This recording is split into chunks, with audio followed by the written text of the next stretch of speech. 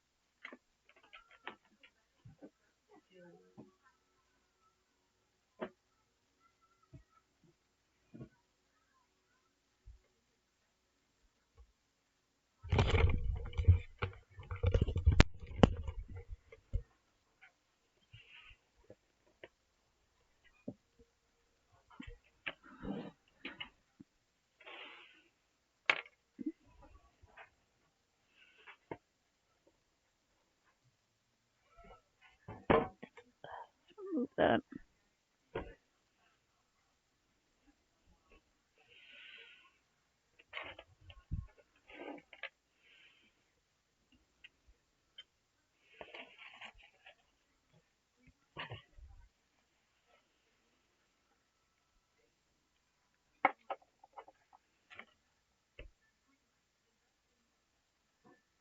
Need to find my pink thread.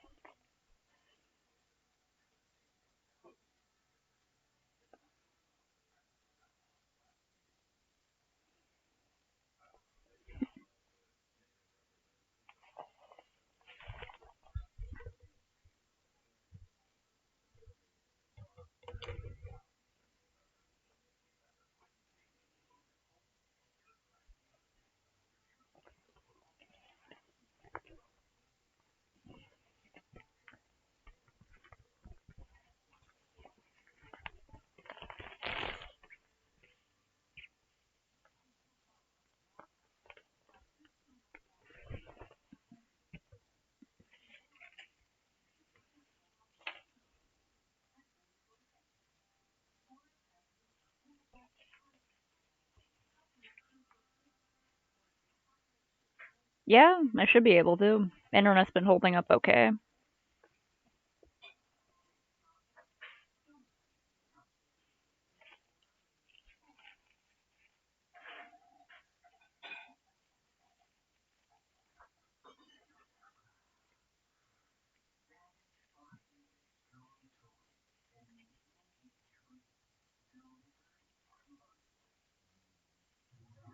So I'm gonna have to like weight it down.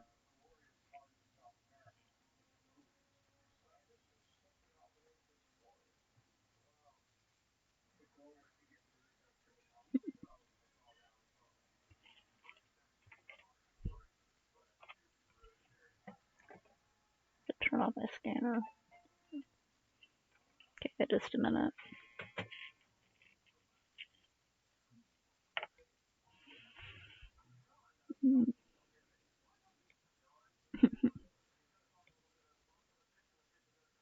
Put my night veil away for later.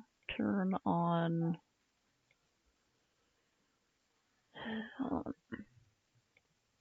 Gotta adjust the window to turn on stream volume. I mean the output volume. Readjust the size. Come on. Grab me if you want. Nothing will Bruh, fucking stop it! It's a 4-second video, but hold on. I have to do a lot of things to make sure that it looks okay on stream. It's a process. You better send more videos.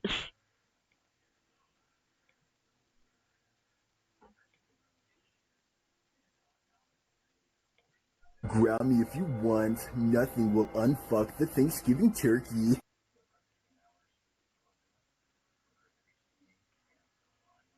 Interesting use of overlaying that audio over Plankton?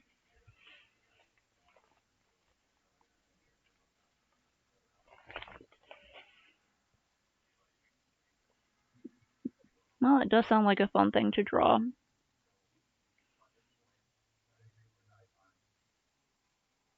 Okay, that's not marking at all.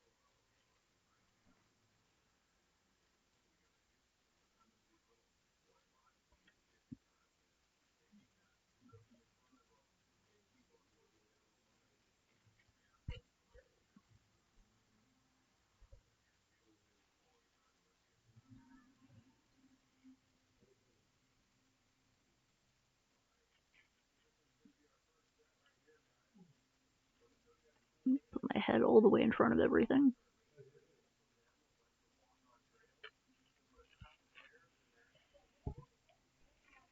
Okay, this works pretty good, just sinks in a lot. Okay, when I cut this, I have to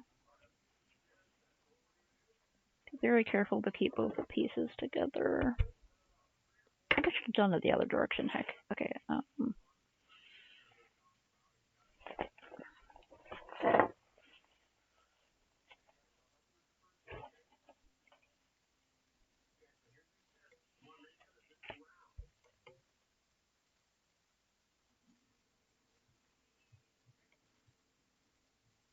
I'm just gonna start watching stuff off my watch later because I went through the trouble to pull YouTube up. This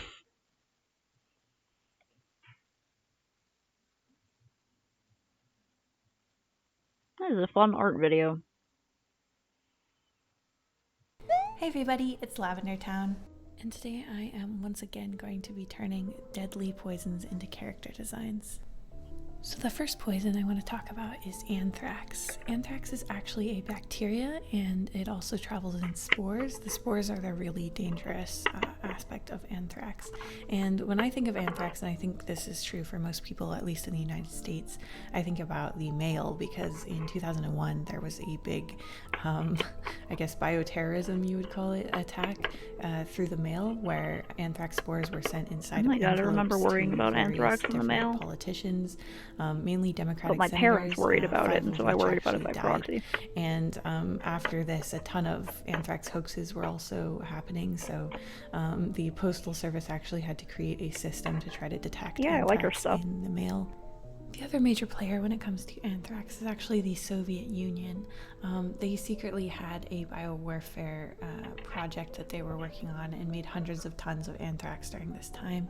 And there was an incident where this lab accidentally released a ton of anthrax into a town, now a Russian town, but at the time it was part of the Soviet Union.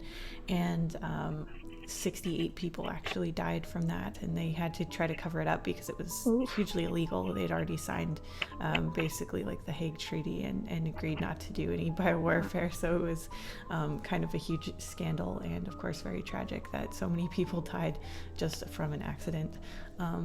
But basically anthrax can harm you in a lot of different ways. It depends on how it enters your body.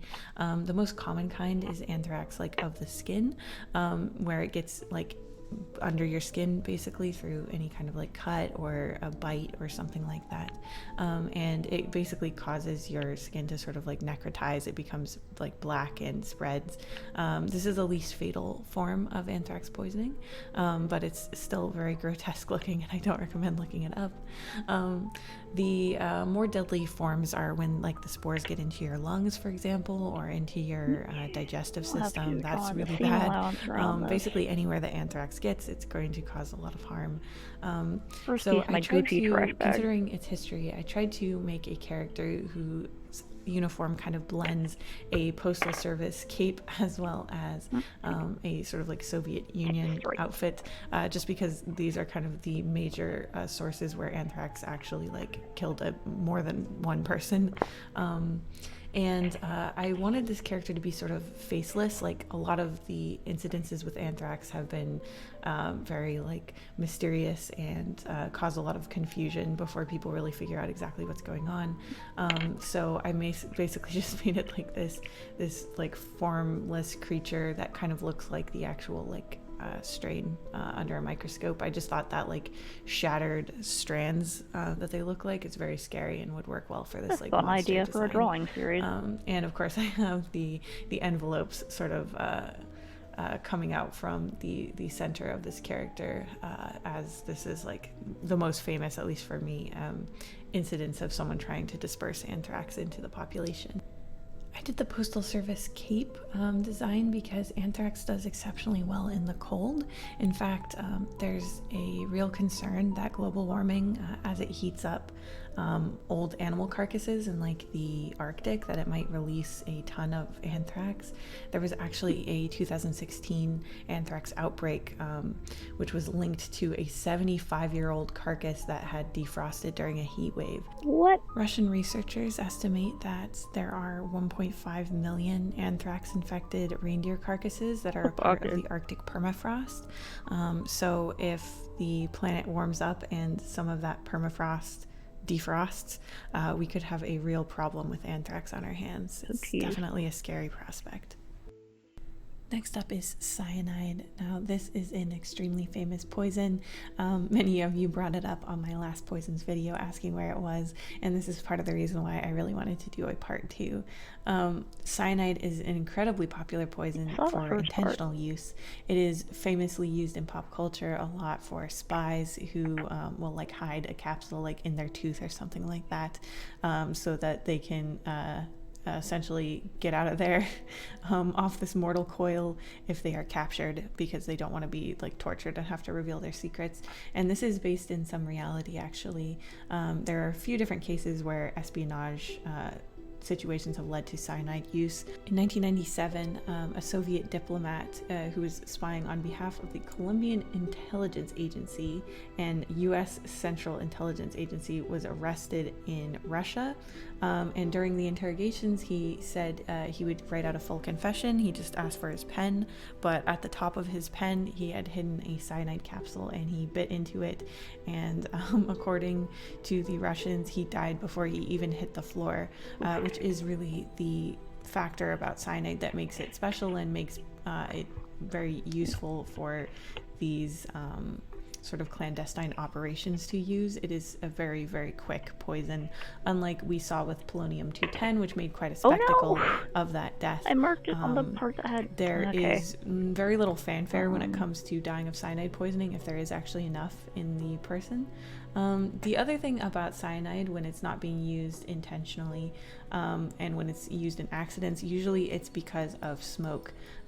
There have been multiple nightclub fires specifically where a fire starts and the insulation burning causes cyanide gas to sort of start building up, and that is incredibly fatal. Hundreds and hundreds of people have died in multiple different fires like this. It makes the smoke just like incredibly toxic. So that is another situation in which cyanide is a real problem. So that's why I made her hair kind of look sort of smoky. And there's been a lot of cases where people have hidden cyanide pills or bottles of cyanide with them when they're going to court to see if they're going to be found guilty of various crimes, and then they have taken it when they are found guilty. Oh my God. So it's kind of used as an exit strategy for some people. It was also famously used in Jonestown, which was the most famous like cult killing that we've seen in I think maybe ever.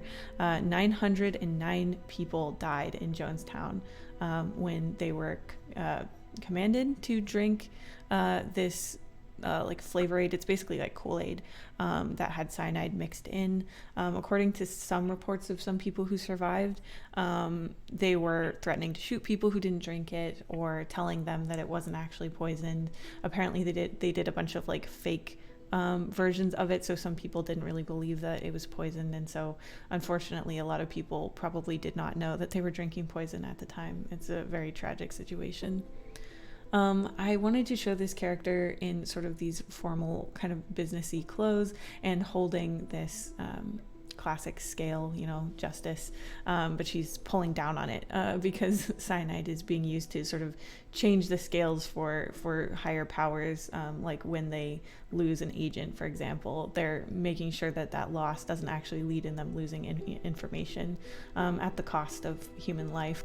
I think that's what makes cyanide so disturbing, is like it really doesn't have the fanfare and the insanity that a lot of these other deadly substances have. It's like this colorless, tasteless, odorless, very quick acting poison. So the people who end up using it are usually just dispassionately using it for their own goals, whether that is religious goals like in Jonestown, or goals of a government.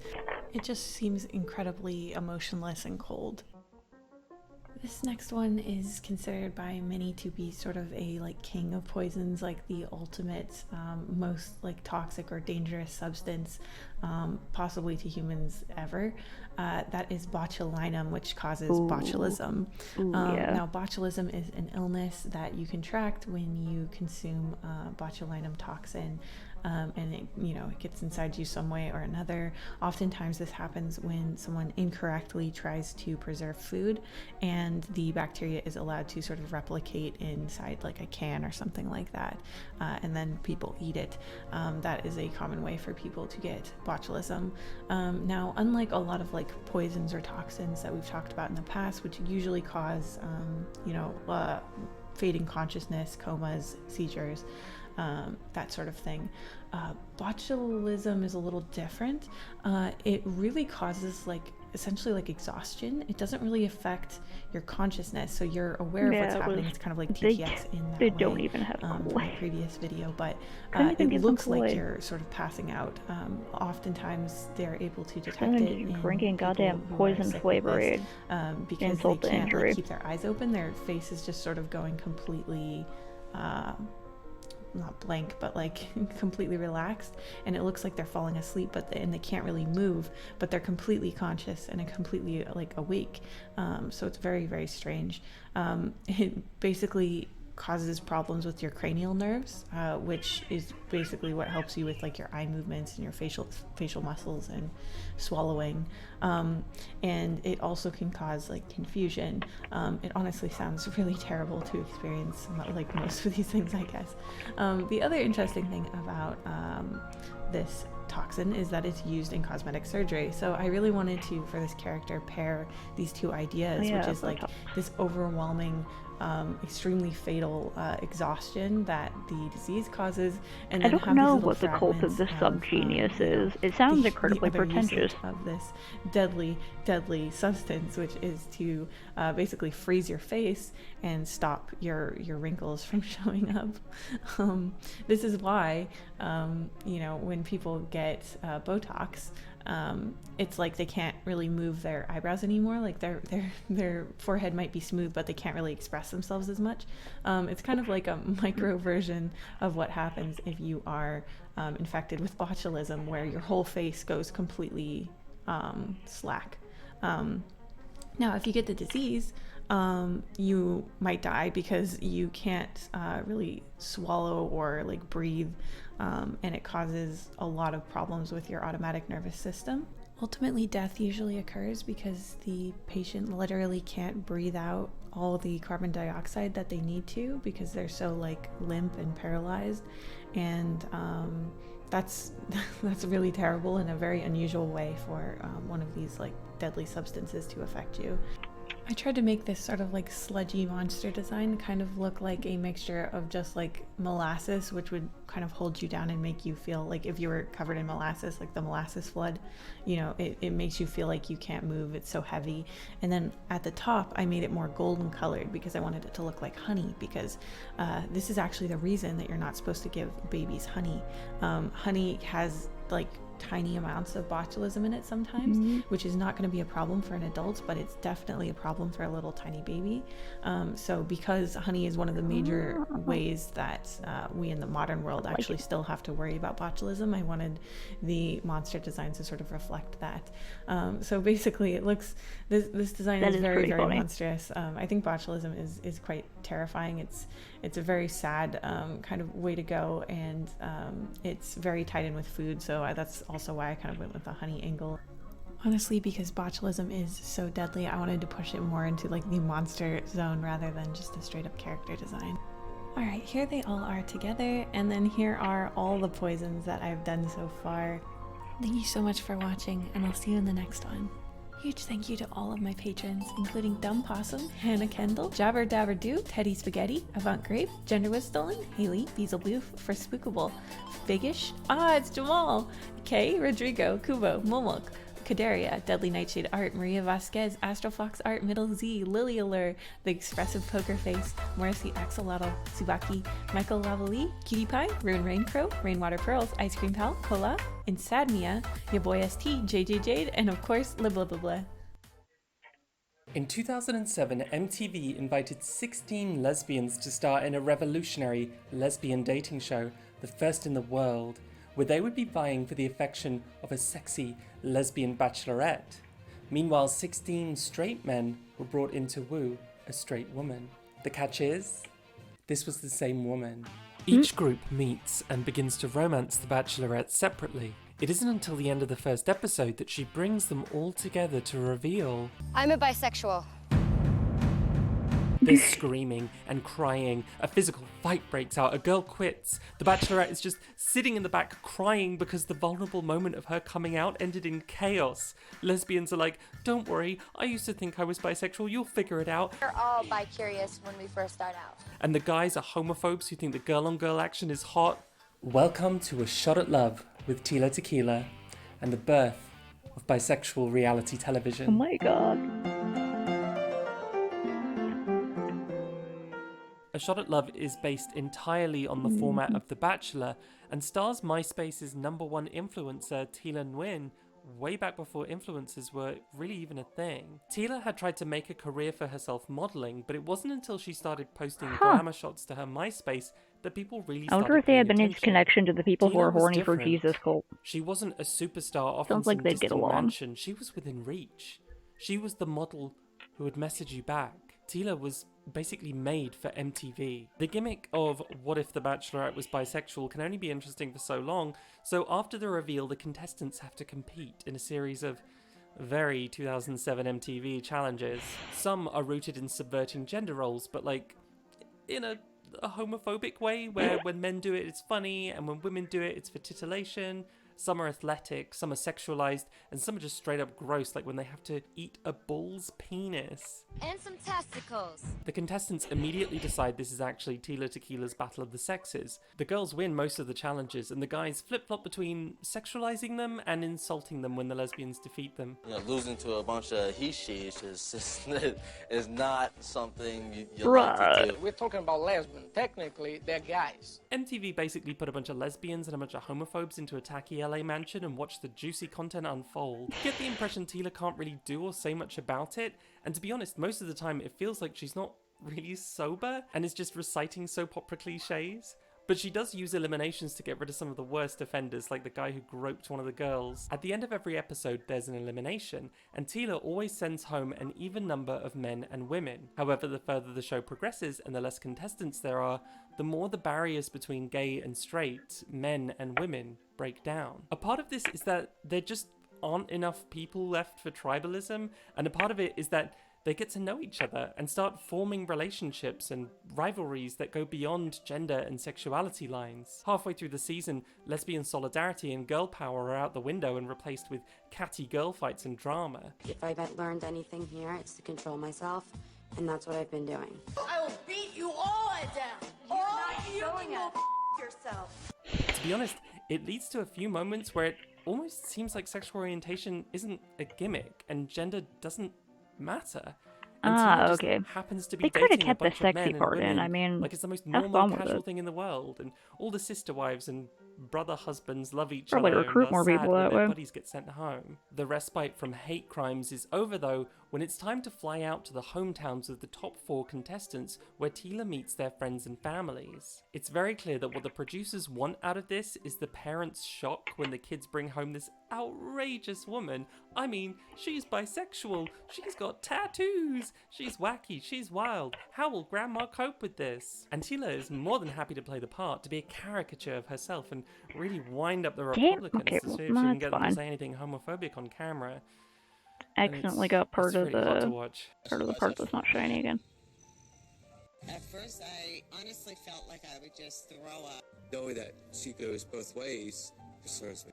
Her values are different from my values. For him to bring something like this home is not right. To make it even more Something, intense, the hometown bruh. visits are arranged in a girl boy order, so you're hit with the incredible whiplash of watching a straight guy's friends perv over Tila and his parents hate crime her while she's trying to seduce them, immediately followed by a sweet visit of supportive P-flag parents that just say super nice things.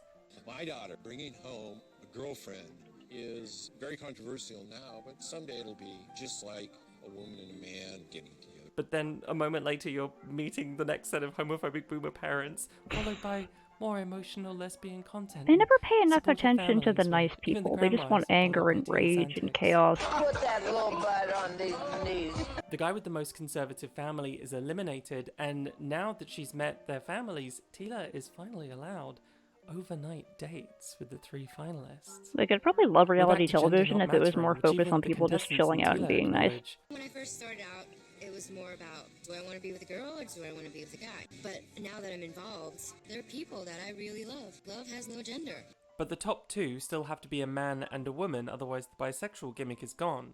The finalists are Bobby, who was generally okay throughout the season, but turned out to be super jealous and pissy over others spending the night with Tila. Yeah? You being a sarcastic today? Yep.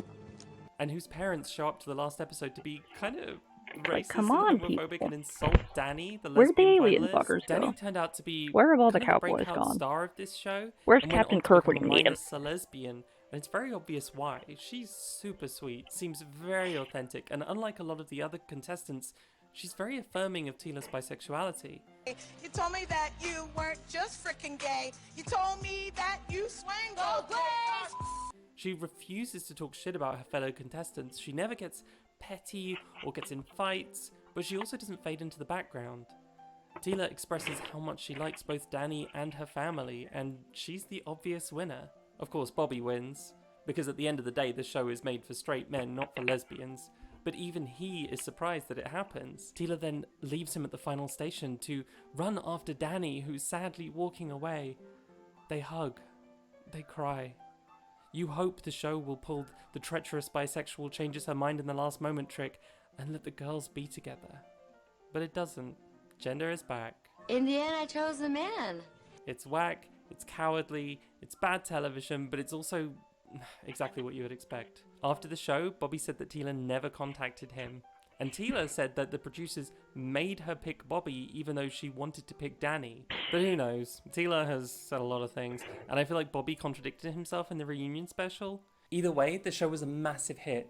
When it debuted, it was instantly the most watched show in its time slot for the target demographic. Dang. The finale drew in 6.2 million viewers, MTV's largest audience ever for a series at that time. A Shot at Love was renewed for a second season, which is more or less the same as the first I season. didn't even know about that The format show. is the same, minus the surprise of Tila being bisexual, so a huge biphobic factor is gone. Tila seems more self-assured, more sober, more in control, more relaxed. She's not afraid to call out bullshit and mock racists. She's having fun. She immediately makes a guy shave off his stupid soul patch, takes a cheesy flower a guy gave her and puts it in another guy's butt crack. This season, the men are also kind of sexualized.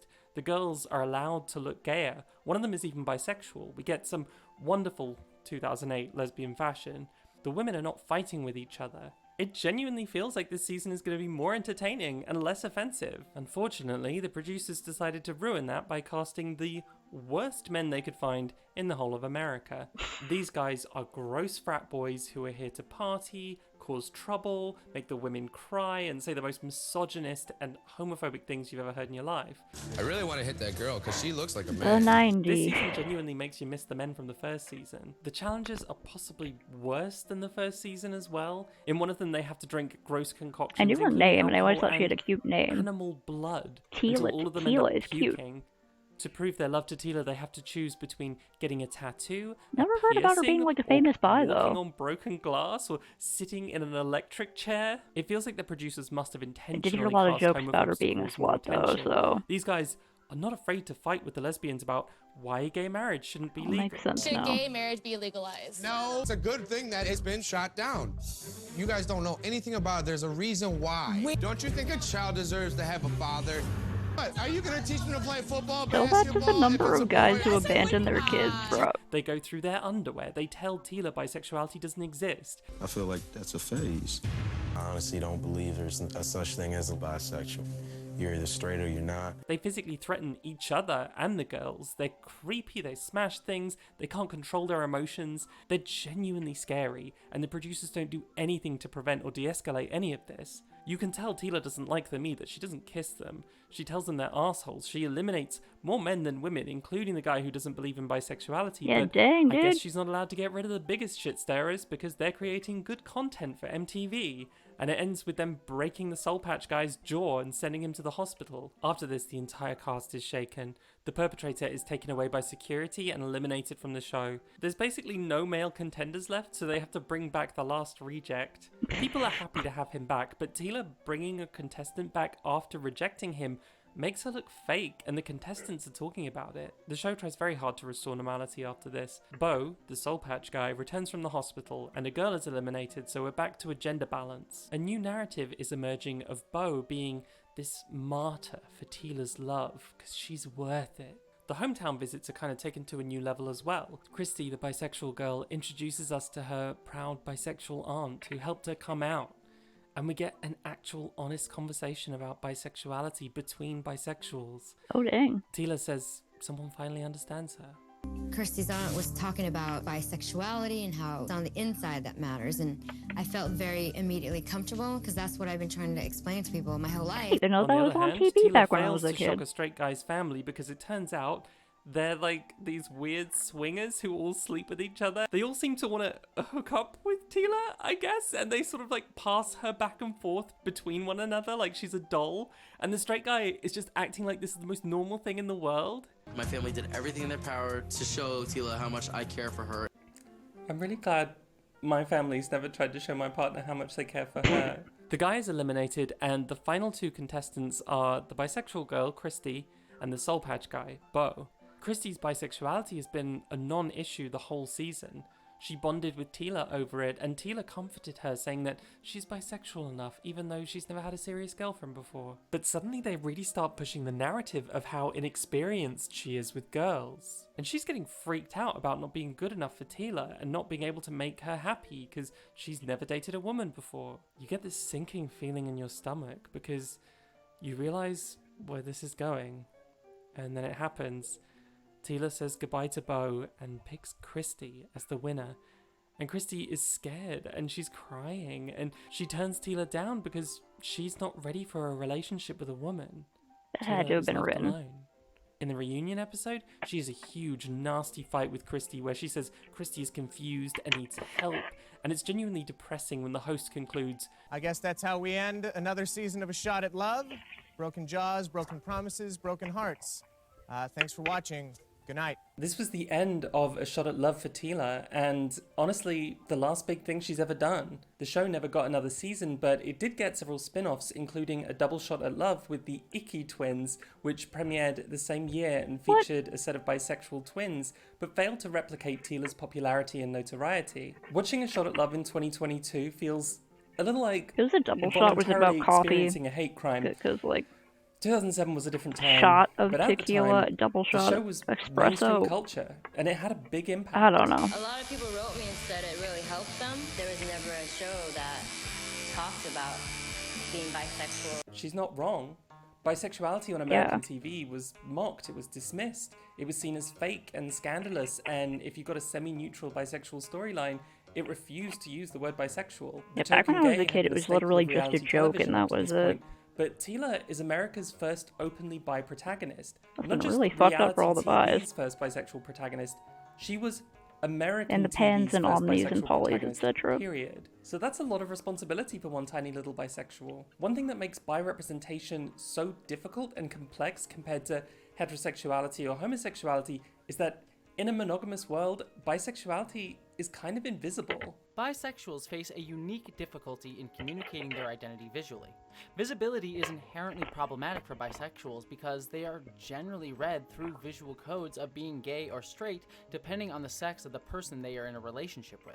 But A Shot at Love has no difficulty portraying bisexuality explicitly, with 2 seasons of Tila dating, kissing, hooking up with, and romancing a total of 62 men and women. In this bubble of temporarily acceptable non-monogamy, it's impossible to dismiss Tila's bisexuality. So far, so good.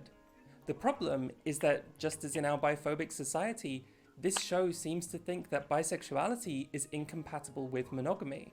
Tila is only bisexual while she's still testing out her new lovers, but the true goal and the main appeal of the show is finding out whether she'll choose a man or choose a woman, and thus settle into either homo or heterosexuality. Tila's bisexuality is that posed in as there. a question to be resolved, as opposed to an already resolved aspect of her identity. The reason we've done this show is because you weren't sure if you wanted a man or a woman. It's up to her whether she likes the penis or she likes the vagina. Penis, vagina. Her bisexuality is seen in stark contrast to the monosexual contestants. She's not just dating men and women. The show repeatedly stresses these are straight men and lesbians. As the protagonist, Tila is meant to be the only bisexual. Both the straight men and the lesbians have a community, a visible group they belong to, who understands them. Tila has no one. The normality of monosexual identity is further reinforced through appeals to monogamy made on the show. All of the contestants are monogamous to Tila in the sense that they are represented as only desiring her, whereas she is constructed as desiring multiple partners at once. The show is nominally monogamous in that there can only be one winner, but Tila is never truly monogamous. Right. Her monogamy only briefly makes an appearance in the finales, and each time And only the it objects fails. can be bi because it's Monogamy only and hot when they do monosexuality it. are kind of one and the same thing on this show, and Tila is neither. Her repeated unhappy ending can, on one hand, be attributed to the stereotypical perception that bisexuals aren't capable of romantic fulfillment, but on the other hand, it's also just television pragmatism. Tila finding love means the show can't be renewed for another season. And let's be honest, no matter how biphobic it is, Christy dumping Tila makes for much juicier viewing than them riding off into the sunset together. Maria Sanfilippo presents the idea that a portrayal of bisexuality can be either queer or heteronormative. We're not talking about bisexuality as an orientation. She makes it clear that everyday bisexuality is queer. We're talking about how a show treats bisexuality. I didn't start using TikTok Heteronormative until like bisexuality is reductive, reinforcing gender it was roles already and out for a while. monosexuality. Queer bisexuality, on the other hand, is I complex. started following people It that I destabilizes liked. binaries and establishes an in-betweenness. A Shot at Love was like, oh, they have a definitely centers a TikTok? I'll very follow for strict them. gender binary, and through gender-balanced eliminations, reinforces the reductive understanding of bisexuality as fundamentally determined by gender. Except for a token soft butch or two each season, all the women are very feminine and all the men are masculine dude bros. Tila articulates her attraction to them in very gendered terms. They're sometimes punished for stepping out of gender stereotypes. Mama's boy Michael is told to man up, and sportsy Lisa is laughed at for her unsexy underwear. But as the battle of the sexes subsides towards the finales, Tila's understanding of her attraction also moves closer to queer bisexuality. She praises the season 1 finalists Bobby and Danny for having both feminine and masculine traits, and she realizes desire doesn't depend on gender. It's not about being with a guy or being with a girl. It's who's the best for me. Season 2 doubles down on the initial battle of the sexes approach, but is no longer obsessed with the idea that Tila will become either gay or straight, and also graciously, and perhaps accidentally, allows a second bisexual, Christy, to appear on the show. In a fascinating and very bisexual manner, through casting both Tila and Knees Christy, weak, arms are the heavy, show vomit on manages your to have sweater, it both already ways. mom spaghetti. Tila in this season is closer to a queer bisexuality, while Christy's storyline manages to embody both heteronormative bisexuality and all the bisexual stereotypes people are scared of. She can't see past Tila's gender and turns her down because she's fearful of embarking on a relationship with a woman, which in turn seemingly confirms the stereotype that bisexuality doesn't really exist and bi women are only interested in women temporarily and superficially, but could never commit to a gay relationship. This is not Christy's fault. No one should be personally responsible for the reputation of a whole sexual orientation. During the last episode, her attitude changes so suddenly from attraction to Tila to a doubt she can even make a woman happy that as a viewer, I start to wonder if maybe someone behind the scenes was psyching her out a little bit and trying to make her feel like accepting the victory was a bigger commitment to Tila than it really was. Who knows? But leaning into biphobic stereotypes to portray Christy as the villain worked out really well for the show, because the audience in the reunion special despises Christy and is firmly on Tila's side, even though Christy sounds level-headed and reasonable, and Tila gets nasty and tries to provoke Christy into seeming like the villain. This show wasn't really designed for a queer audience. Girl-on-girl action and shots of scantily clad, skinny, feminine lesbians making out was stuff on definitely one of the TikTok selling still. points for this show. This Like, was if you ever accidentally get logged out of unambiguously YouTube for or the log out boys. on Right at the purpose for beginning some of the first reason, episode, and you a go male back to the contestant main who page some and see just like speculated was a generally producer plant asks the other like men what YouTube is showing people. We don't do that. There's bad stuff there. outrage, homophobia, and reassertions of strict heterosexuality ensue. The homophobes at home can relax. No homo, baby. Only girl-on-girl action for the male gaze. Quite often, literally as guys ogle Tila making out with women and fetishize it. Even so, MTV totally knew lesbians were watching, and they were determined to keep those lesbian eyeballs glued to the screens by making sure Danny made it to the finale. If it wasn't for Danny, you wouldn't be watching. You wanted her to win because you hadn't ever seen a girl who looked like Danny win something on the TV. Even if that something was a shot at love with Tila Tequila. Tila asserts several times that Danny's not her usual type, and that she usually goes for lipstick lesbians, but as she gets to know Danny better, she confesses Danny's changed her mind about butches. Even in later episodes, when gender and sexuality differences kind of disappear into the background, Danny's gender nonconformity keeps being brought up. While Tila is spending time with one of the other finalists, Danny this and show the is, femme like, Amanda important for are sent anyone out there. shopping since Danny doesn't have anything fancy to wear for By her having big a lot of date with trashy Tila. stuff in it. Amanda covertly mocks Danny and tries to sabotage her by offering her feminine outfits. But for the most part, Danny's gender presentation is framed in a very positive way by both Tila and the contestants. She dresses really good, kind of like me. But it does I feel don't know what weird that it keeps Lolathon being is. Is brought it a up even user? when no one is talking about gender or sexuality anymore, making it seem that butch women are one of the hardest things for mainstream television to One day swallow. I'd like to use VR No chat wonder if I ever get a lesbians watched the system. show for Danny. She was a rarity. Tila's bisexuality, her sexualized Mostly I just public wanna play image, VR and her rhythm games, outrageousness though. are inseparable. MTV didn't cast just any bisexual woman. They cast a Playboy girl with a reputation for being ditzy and wild. She was hot and insatiable because she was bisexual. She was fascinating and edgy because of her bisexuality. For all of its raunchiness, the show's attitude towards sex is fundamentally deeply conservative. All the contestants who are forbidden from hooking up with each other share one giant bed. But Tila sleeps in a separate room, and there are no overnight dates until they tell her they love her and she meets their parents. The show, of course, also sparked discussion on whether Tila was really bisexual.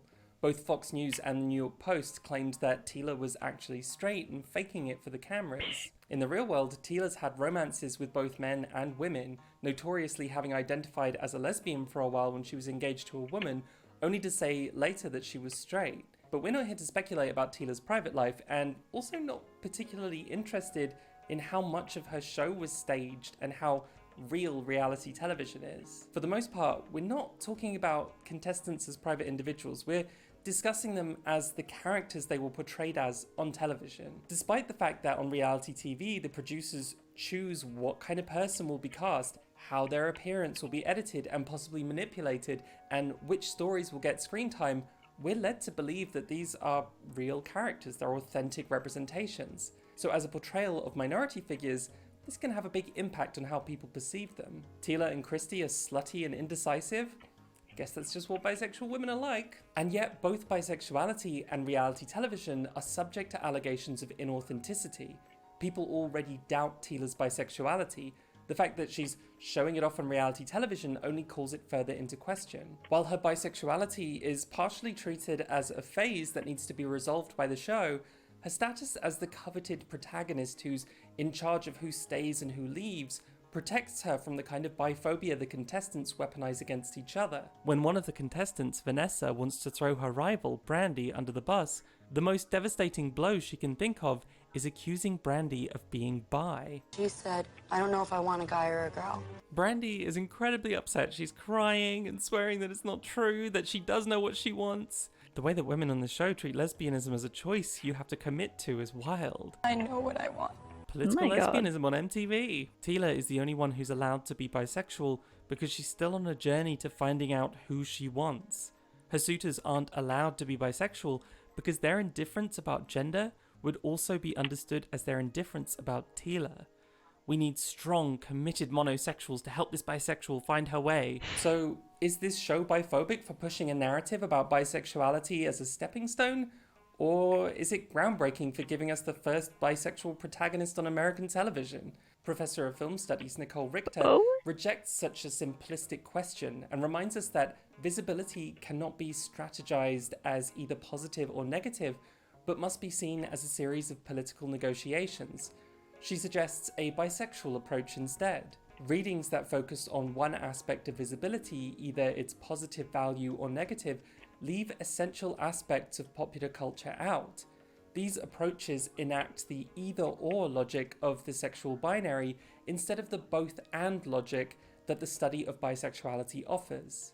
Using this bisexual approach, we can conclude that A Shot at Love was an important touchstone of bisexual pop cultural history that offered genuine glimpses of bisexual liberation, but it also reinforced every bisexual stereotype under the sun. It was both. It was neither. It was all of the above.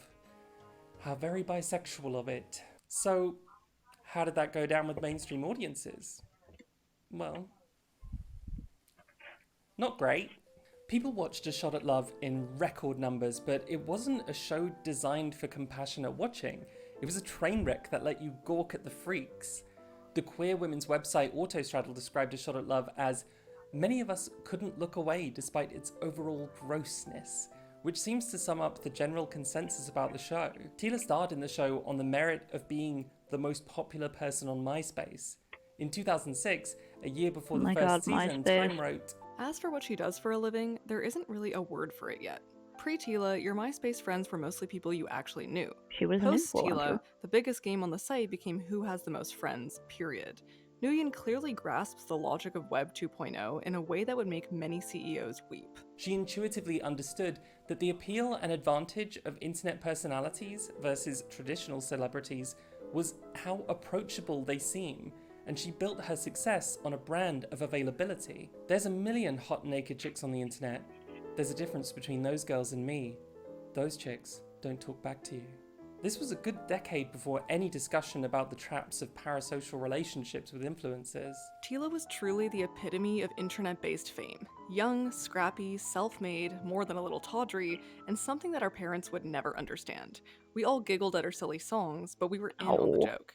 Having Tila as one of your MySpace friends, I finally even found a canned food that my cat showed will that you consistently understood the really power of enjoy the and that she digital doesn't, age. like, Her throw MySpace up later. was full of stream of consciousness confessionals about her Been planning to relationships take her with to the men vet. and women, about her troubled past with drugs and her struggles with what she identified as bipolar disorder and multiple personality disorder. There were countless think pieces about what Tila's self-made internet fame means, whether it's the end of culture or the peak perversion of celebrity obsession. She was compared to socialites, people who are famous for being famous, except she was an immigrant and didn't come from money, so she was seen as an even trashier version of Paris Hilton. Her show was called vapid and bizarre, but people also admitted it was an intentionally over-the-top guilty pleasure, and they couldn't take their eyes off Tila. I think we're just now starting to come to terms with how messed up the media treated women in the noughties. Yeah. And Tila wasn't Britney or Lindsay. She wasn't white, and she didn't get famous through mainstream routes of film or music.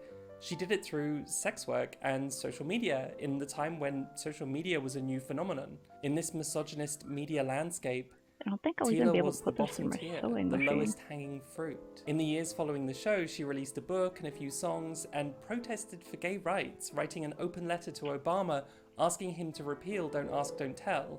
She said she was proud that she helped kids come out and made bisexuality cool. Conservatives were busy writing biphobic things about her, and feminists and queer writers were busy analysing what a bad role model she was and how much damage she's done to the bisexual community.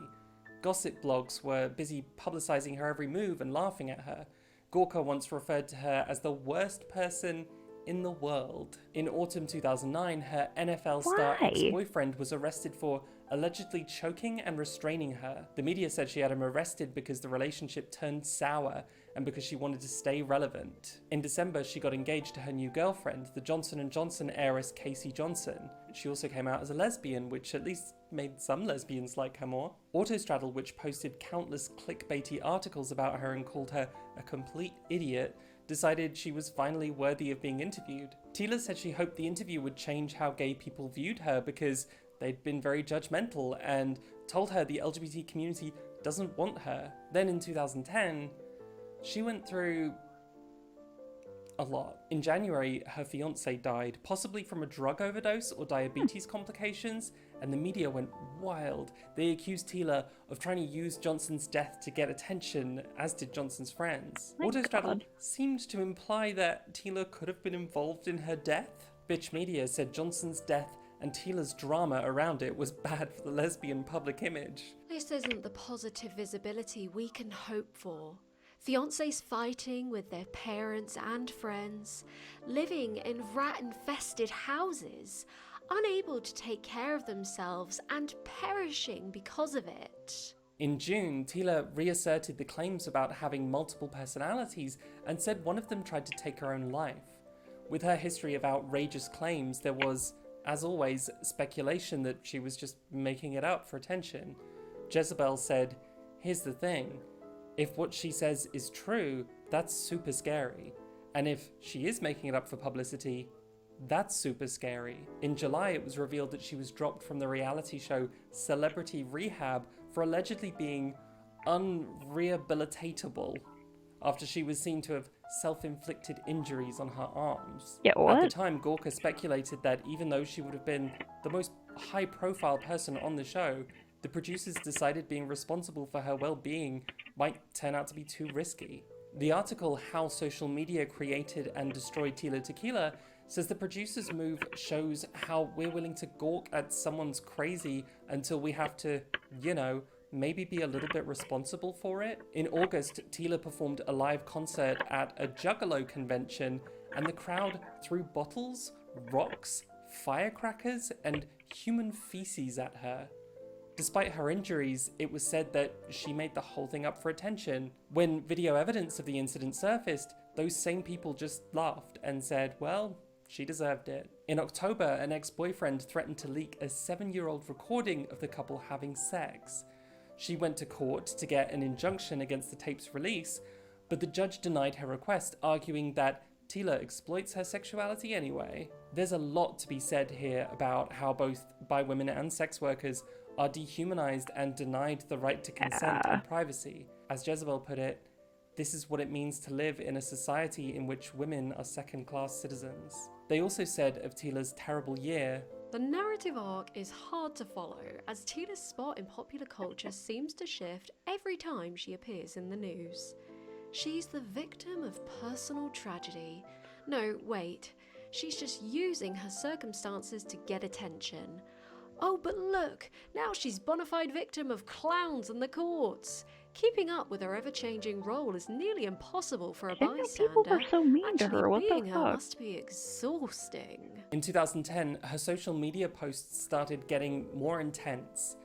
In a single morning, she thought she was having a miscarriage, threatened to hurt herself, and announced that she'd been confirmed to adopt a baby from Russia. She tweeted about being a lesbian, but also about possibly being in love with her baby's father. Soon after her fiancé's death, in an interview with New York Magazine, Tila spoke about her internet habits. She said she was lonely. I just sit around at home and I have nothing to do, so I'm on the internet all the time. When asked her opinion about why people were so vitriolic towards her and how come she went from MySpace's #1 star to being the most hated woman on the internet, she said her image of sexy, accessible girl next door celebrity might have backfired. When I started on MySpace, people wanted to support me, but once I rose to fame with the MTV show, they felt like I had abandoned them for some reason, that I was too famous to talk to them anymore. You know, my therapist told me that I have an internet addiction. I go on, it feels good, because I get on there and perform and get a high, just like a drug, but then there's She a was backlash mistreated by the her people beating me up. And agent or every time I producer get or the something? backlash, I have to get back on the internet There were a to lot of get the people who high didn't again. believe her. In 2012, she went to rehab and took a bit of a step back from mainstream media, only posting on social media. By that time, she began sharing full-on conspiracy theories, and her posts were full of what Partially people attach called this back signs onto that she's here. not mentally stable and descending into paranoia. She posted about clones, about the Illuminati, about having superpowers, owning a working invisibility cloak, and being able to open portals. Her posts started having a nasty right-wing streak to them, and she also became devoutly Christian, believing God was communicating with her personally. Tila's And she was going devolution through it. certainly looks to an outsider like a sad record of someone suffering from a mental illness. Her current level of fame is most similar to the amount of attention she got back when MySpace was just starting out. The only difference is, Nguyen's fanbase shifted from horny teens and MTV devotees to hardcore wackadoos. It's hard to look at Tila's story from any angle and think the amount of fame she achieved did her any good. Her YouTube videos became a bit of a meme because of how weird and unsettling they were. She claimed to have supernatural abilities and to be married to Jesus Christ. She became a flat earther. In 2018, she uploaded a video claiming she was never gay or bisexual, and she only pretended because Hollywood requires you to defile yourself with satanic gay rituals. She called the contestants on her show degenerate and disgusting. These people are like worse than people who go to Walmart, you know. Nothing against Walmart, because I actually go there She too fucking sometimes. broke, I In the guess. same video, she also says that she's now straight because she is literally physically a different person from the Tila on the show because she was reborn through God and is also a clone. This person that you see is not the same person as the Tila Tequila girl that you remember from the past. She actually died literally and spiritually and all that. Her last big TV That's so appearance sad. was in 2015 Like, when she she went was through so cast much on Celebrity self-loathing, Big she was Brother. harassed so much. However, she was ejected from the house on the second day Fucking flipped. after it was discovered that she made posts on social media proclaiming her support for Hitler, among other alt-right content. At the time, she said she was not a racist, nor anti-Semitic, and absolutely not a Nazi supporter. But a year later, she tweeted an image of herself doing the salute at an alt-right conference she attended in Washington. She said some incredibly anti-Semitic things. Twitter suspended her. Since then, her YouTube, Facebook, and Instagram have also been suspended. Tila's status as a bisexual Vietnamese American woman obviously complicates her position in the white boys alt-right club. But it doesn't change the fact that she is now associated with the likes of Richard Spencer. Audrey Lim explains the role that the myth of subservient, hypersexual Asian women plays in the alt-right's fetishization of women like Tila. The main problem with white women, as many alt-right Asian fetishists have noted, is they've become too feminist. By contrast, Asian women are seen as naturally inclined to serve men sexually, and are also thought of as slim, light-skinned, and small in adherence to Western norms of femininity. While her mental health struggles and her relationship to race and gender might offer some context for her actions, they in no way excuse them. She's said I and haven't done seen some All Over About really Chicken. I horrible don't think I things. saw We that don't one. stand Tila Tequila, okay? This is very messed up. But clearly she needs help, and I hope that she gets that someday. It's a sad, disappointing, even kind of horrifying ending to the beginning of bisexual reality television. Nothing that followed could quite match the chaos that surrounded A Shot of Love with Tila Tequila. Not that that's a bad thing. After Tila and the Icky Twins, we got nothing. While gay, lesbian, and trans reality TV thrived with shows like Drag Race, The Real L Word, and I Am Kate, we had to wait a decade for the next bisexual reality TV show.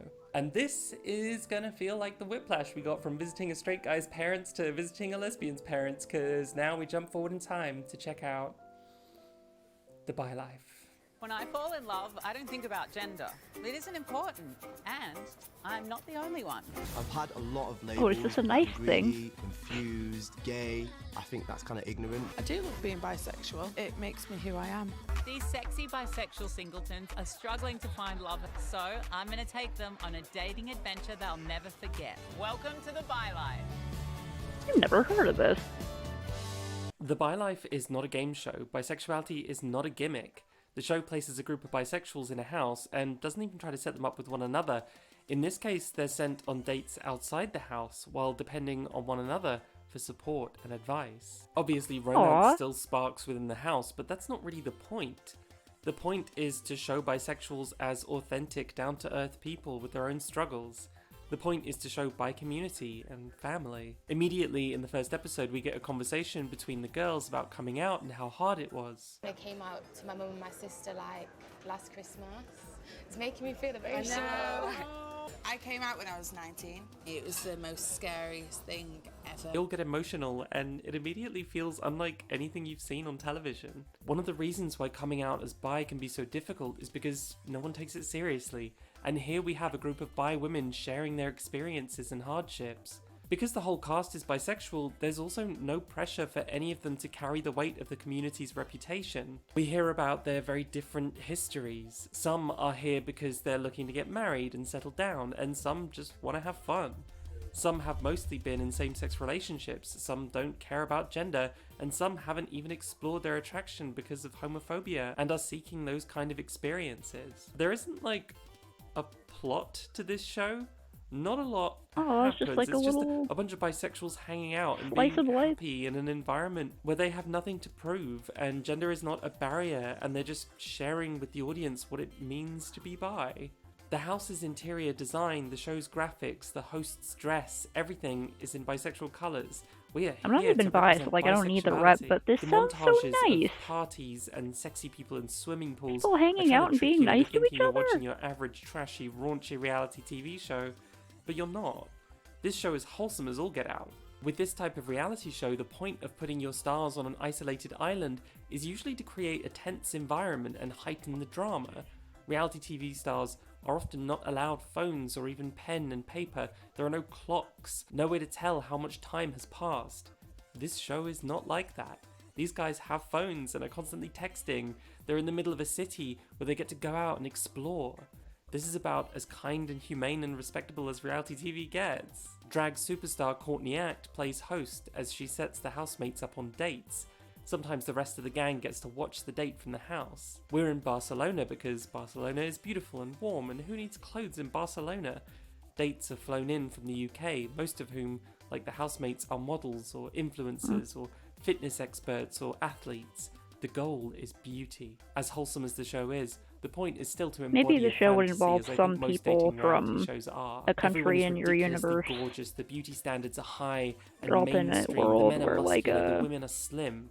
With the exception where there are some of Daisy. countries This actually causes some tension in the house. Daisy is obviously very that had beautiful, problems but with doesn't fit the body image inequality. standards set up by the producers. I'm As a trying to result, tie a she knot and often think at the finds same time herself as in hard. competitive situations with housemate So it'd be like there were Naomi. some people Daisy who came describes from her other type as being countries someone and bigger than her, and often rejects the women Courtney offers her because they're too feminine. get And to this talk is a about their surprising problem with the experiences. show.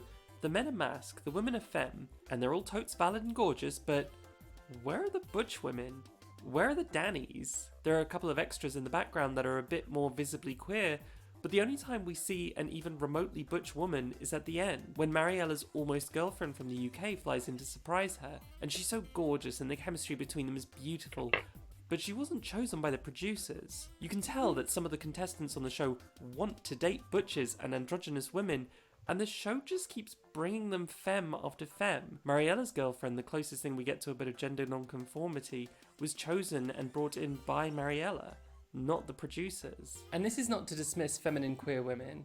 We see a couple of honest conversations about the unique struggles that come with that, but the lack of butch women is very apparent, and it feels weird and artificial. The dates Daisy goes on, big muscular blokes usually, sometimes end up going for Leonie instead, which makes Daisy extremely jealous and leads to fights between them.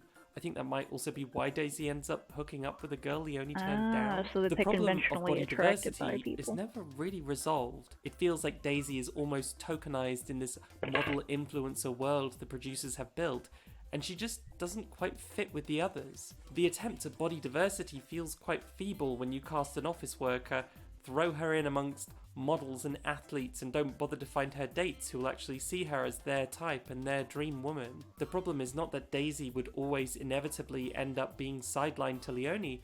The problem is that the show didn't cast any love interests who would prefer someone like Daisy over someone like Leonie. Despite the tension between Daisy and Leonie, you can still feel the love in the house. One housemate is competitive swimmer Michael Gunning, who is on a journey. Michael has never really had time to focus on his sexuality and explore his attraction.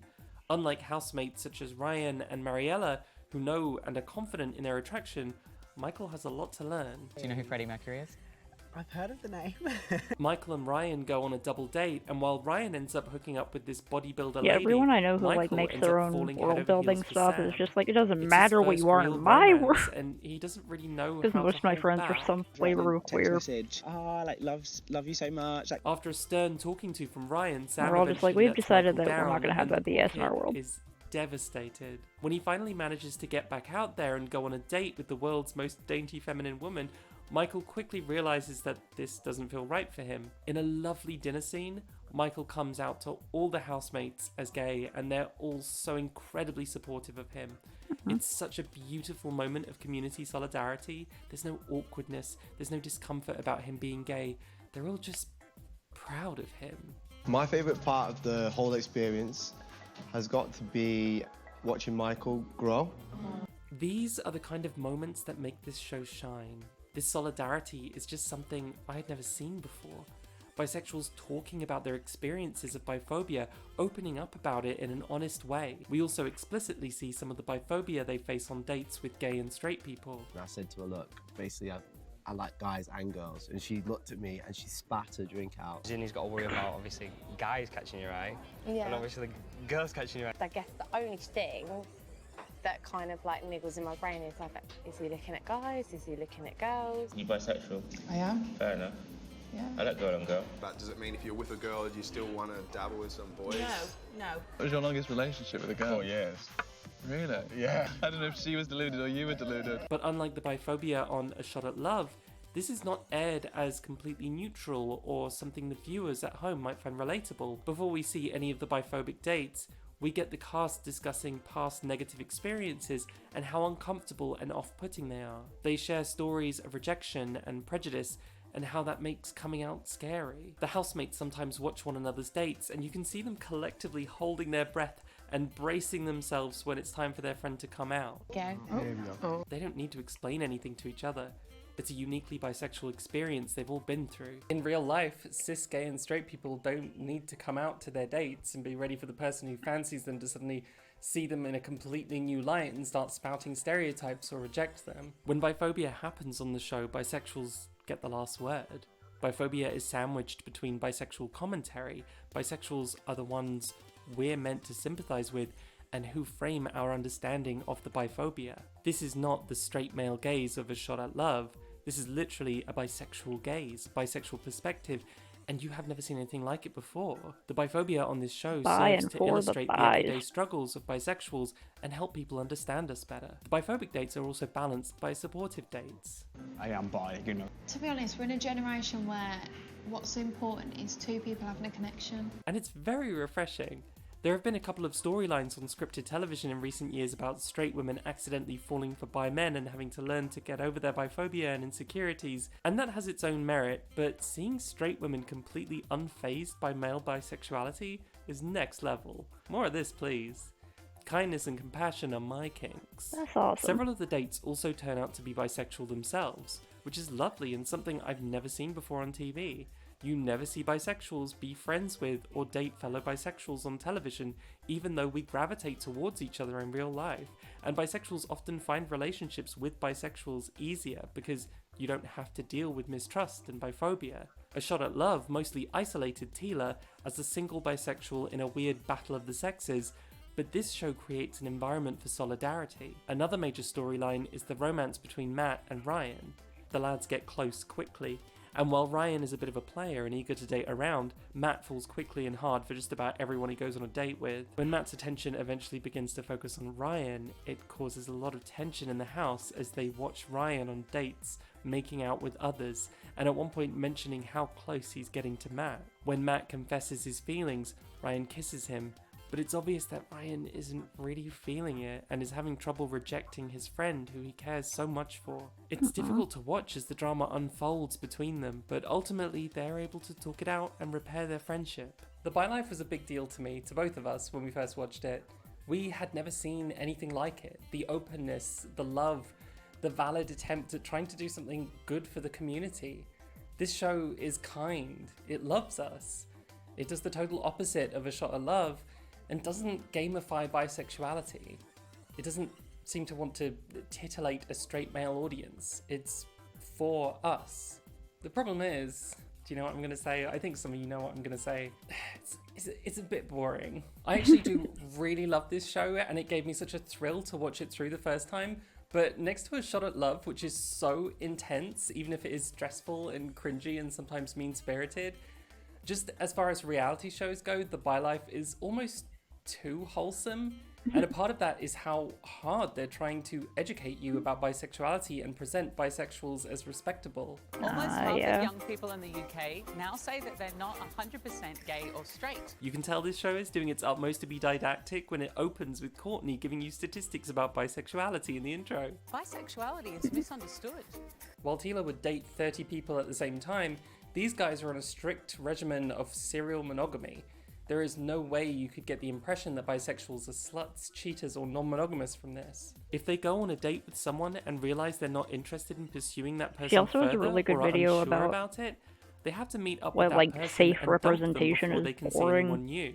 which is In true. the age of Tinder, that just feels weird and unnatural and leads to excessively complicated situations, like Irene having to break up with Samia because she wants to test the waters some more. And after a couple of first dates, she realizes she is in fact really interested in Samia, leading to a dramatic reunion and lots of tears. We don't see anything raunchier than a first date kiss, and the show's air of innocence is exacerbated by Michael's shocked reactions to anything cheeky. Don't feel pressured to follow in his footsteps and give a kiss. Can't on the first date. It's a weird contrast between the show claiming this is modern dating, we're the new generation, we don't care about gender, and then turning around and acting like going on one date with someone means you're now monogamously committed to them forever. We get complete and utter squeaky clean respectability and monogamy for the sake of myth busting. I don't really ever tell guys that I'm bisexual. They think they're going to get a threesome, but from my experience, they're not that great. And that's okay. Sometimes that is just what we want. Sometimes that's what we're in the mood for. But unlike A Shot at Love, The Bi Life didn't make waves, and I think for the most part went a little unnoticed.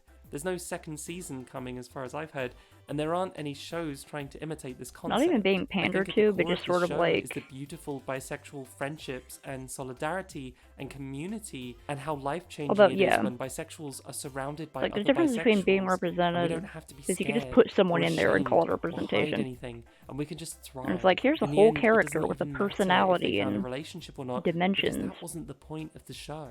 But unfortunately, most people who aren't bi just aren't interested in seeing bisexuals thrive and find community. As I said before, there aren't any butch women on the show. There aren't feminine men. Courtney Act appears as host, but no one else like her, either as Courtney or as Shane, appears in the main cast. Courtney/Shane functions interestingly as a symbol of duality and fluidity. She is there to represent the subversive potential of bisexuality that the cast didn't bother to reflect. There's a moment in the finale where all the housemates are dancing with Courtney, and Matt says to Ryan, So you grinding with Courtney when she was performing? Nothing wrong with a little bit of bump and grind, Matt. and it's so cute, and I just feel like Courtney, or someone like her, should have been more than just a symbol or a mentor on this show. They do make an attempt at trans inclusion though via Irene. Terrible at dates, not very good at flirting, and I've never dated a girl.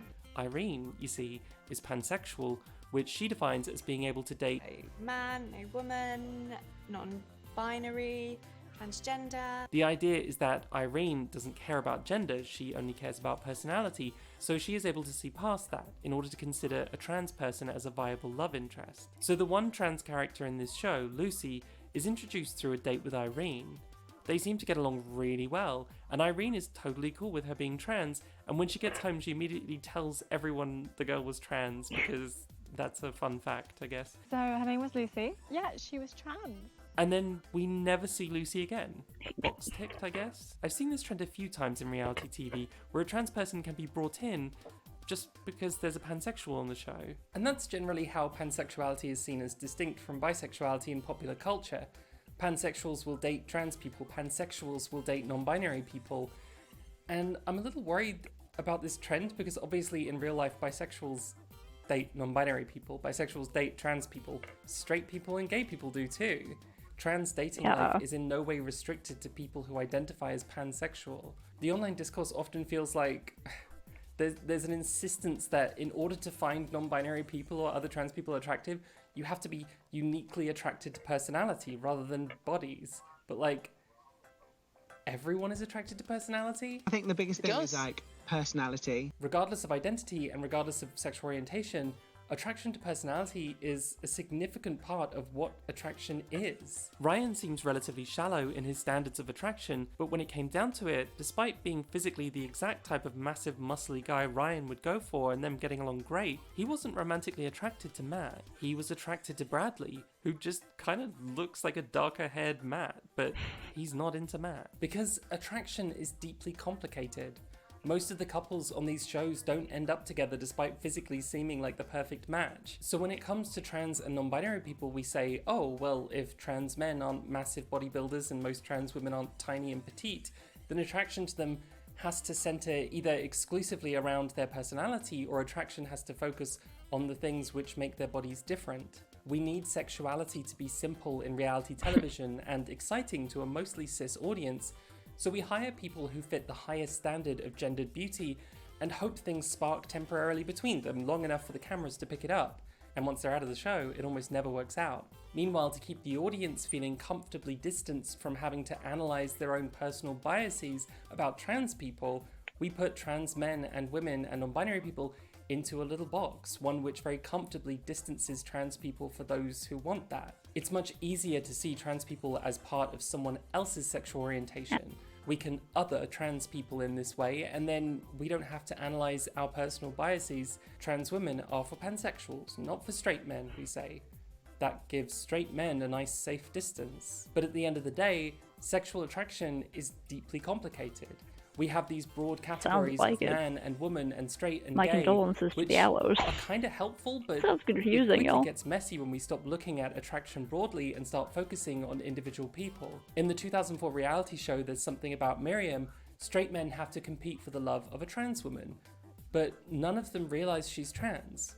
While her transness is hidden as a gimmick so the show can build up to an embarrassing reveal at the end, these straight men actually seem to be genuinely attracted to this woman. And this happens all the time in real life. Attraction to a person doesn't start with their genitals, it doesn't start with their gender history, it doesn't even start with their identity. The whole I like the wine not the label thing is kind of BS, because like, who likes the label first? Is a straight man just dating anyone who identifies as a woman because the label is the most important thing? I don't think so. Attraction happens when two people meet and their unconscious mind says, yes please. The topic of attraction to trans people is way complicated, and I think by putting us into this box where pop culture insists that trans and non-binary people are a sexual orientation for pansexuals and no one else, we're going to give a lot of people a get out of jail free card when it comes to having to actually confront their own learned cis-sexism. The world is changing. Our relationship to gender is changing. And I think that change should mean an openness rather than making more boxes and drawing more borderlines. For all our talk about the importance of diversity, it seems odd to decide that there is none in straight, gay, or even bi attraction. These shows are dominated by bodybuilders and fitness experts and influencers who have incredibly high beauty standards. But that's not the same thing as being sexually repulsed by non-binary people. That's just high-gendered beauty standards being part of your literal job. Most of these people are on reality shows because it's their job to be conventionally attractive, or they want it to be their job. That's not the same thing as having an inherent lack of attraction to trans people. And if you choose to cast people on your show who have biases against trans people... she did say attraction is complicated. Not romantic or sexual attraction. It's not like attraction. You know? If you put a trans person in a house full of bisexuals, what could possibly be the harm in that? It's not like they'd run around hooking up with almost everyone in the house. Right?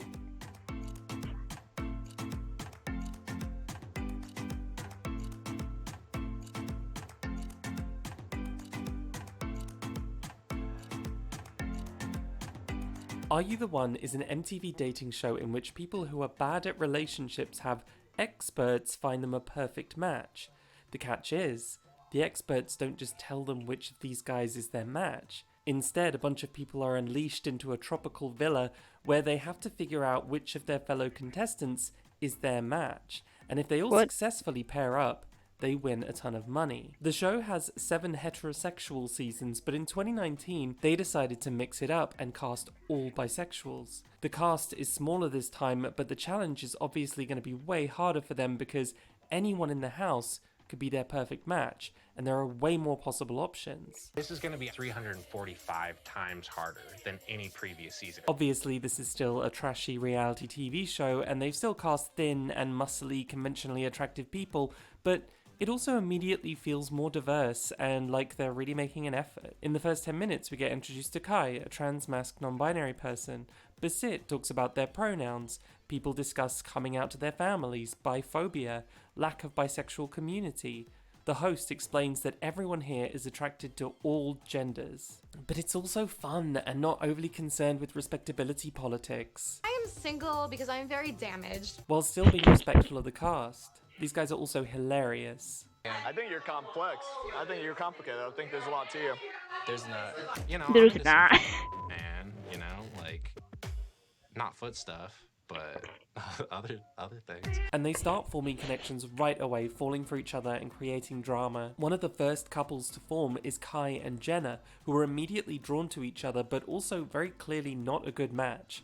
Kai is non-monogamous and also describes his current state in life as a second puberty, and 2 hours after visiting the Boom Boom Room with Jenna, he ends up there with Remy and drama ensues. It's very clear to some of the other contestants that they're not a perfect match. I've talked to Jenna, she's monogamous, Kai's not. Kai and Jenna are also kind of aware of it, but refuse to accept it because they're just so attracted to each other. Each episode, the cast has a chance to send a couple into a little hut called the Truth Booth, which is the only way to figure out if they're really so we had wholesome, match. respectable buys, and now we have the disaster buys. With a relationship expert. This is definitely real therapy. Each episode ends with a beam ceremony where they get to pair up and find out how many of the couples are correct, but not Don't forget to stretch and hydrate anyone listening. Wild speculation and people claiming that they and their partner were definitely the perfect match. As their relationship drama escalates, the group sends Kai and Jenna into the Truth Booth, where they find out they're not a match. Surprise, surprise. Kai quickly makes the most of his time on the show and ends up hooking up with at least half of the housemates. Regardless of how housemates identify, most of them agree Kai is a hottie. Kai's this little social bumblebee flirt, putting his little nectar in every little flower. Basit has a more restrained experience on the show, and their love story revolves around Jonathan. Jonathan is eager to find his match, but is convinced that his heart will guide him to the truth. Via his genitals, of course. He's obsessed with Justin, who doesn't reciprocate, but he just can't seem to let it go. Basit, on the other hand, is convinced that they and Jonathan are right for each other. But not only is Jonathan's head turned the other way, he also has some trouble identifying with femininity. It's his relationship with Basit which eventually brings that femininity out in him. When Jonathan finds out that he and Justin aren't a match, he begins to woo Basit, spending hours preparing sweet surprises for them. He's never known anyone with they-them pronouns before, and it takes him a minute, but he gets them down and ultimately learns to love Basit. It's kind of a sweet story. Jonathan's prejudices and fear of gender nonconformity held him back from finding a relationship which really seemed to bring him a great deal of joy.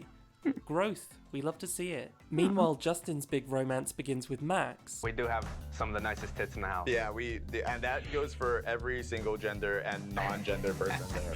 From the start, Max has talked about coming from a conservative area with no bisexual community, about having to pretend to be straight and struggling with his attraction to men. He's never had a boyfriend before, and the idea scares him so much that he pushes Justin away even though they both like each other. In the end, he manages to open up to Justin about his internalized homophobia. Max is kind of intense, but it is sweet to see him become comfortable for the first time with having a boyfriend. However, Max is also incredibly jealous. When they have party nights, Max worries about Justin kissing other people, even in the form of a game. Make your best Max face getting mad, Justin. He wants to confirm their perfect match ASAP so they can move out of the house and remove Justin from temptation. The only problem is, they're not actually a perfect match. This show is a game, and finding your perfect match is part of that game to win $1 million, but Max takes monogamy incredibly seriously to a fault. If either of them doesn't find their perfect match, the housemates will lose their $1 million. Max never seriously considers anyone else as a partner after Justin, and only partners up because he thinks Carrie sounds like she should be his match. Monogamy is an interesting issue in this show because the game, really, is to become monogamous, but ideally through non-monogamy, or at least dating around. The drama, the excitement, even the fantasy of the show comes from some degree of promiscuity. Hashtag boy. Whatever. Judge me for it. But also, if you were in this house, wouldn't you do the same thing too? The experience of dating around or dating multiple people tends to be very important to these shows. A Shot at Love was based on the Bachelor format of one person dates dozens of people until they get rid of all but one. And for the duration of that show, we just accept the fact that this one person is dating a dozen or more people. That's okay with us, we enjoy it. There may be jealousy among the contestants, but usually they begin to bond with one another to some degree. On Are You the One, if they pair up too quickly, they're scolded for closing themselves off to other connections.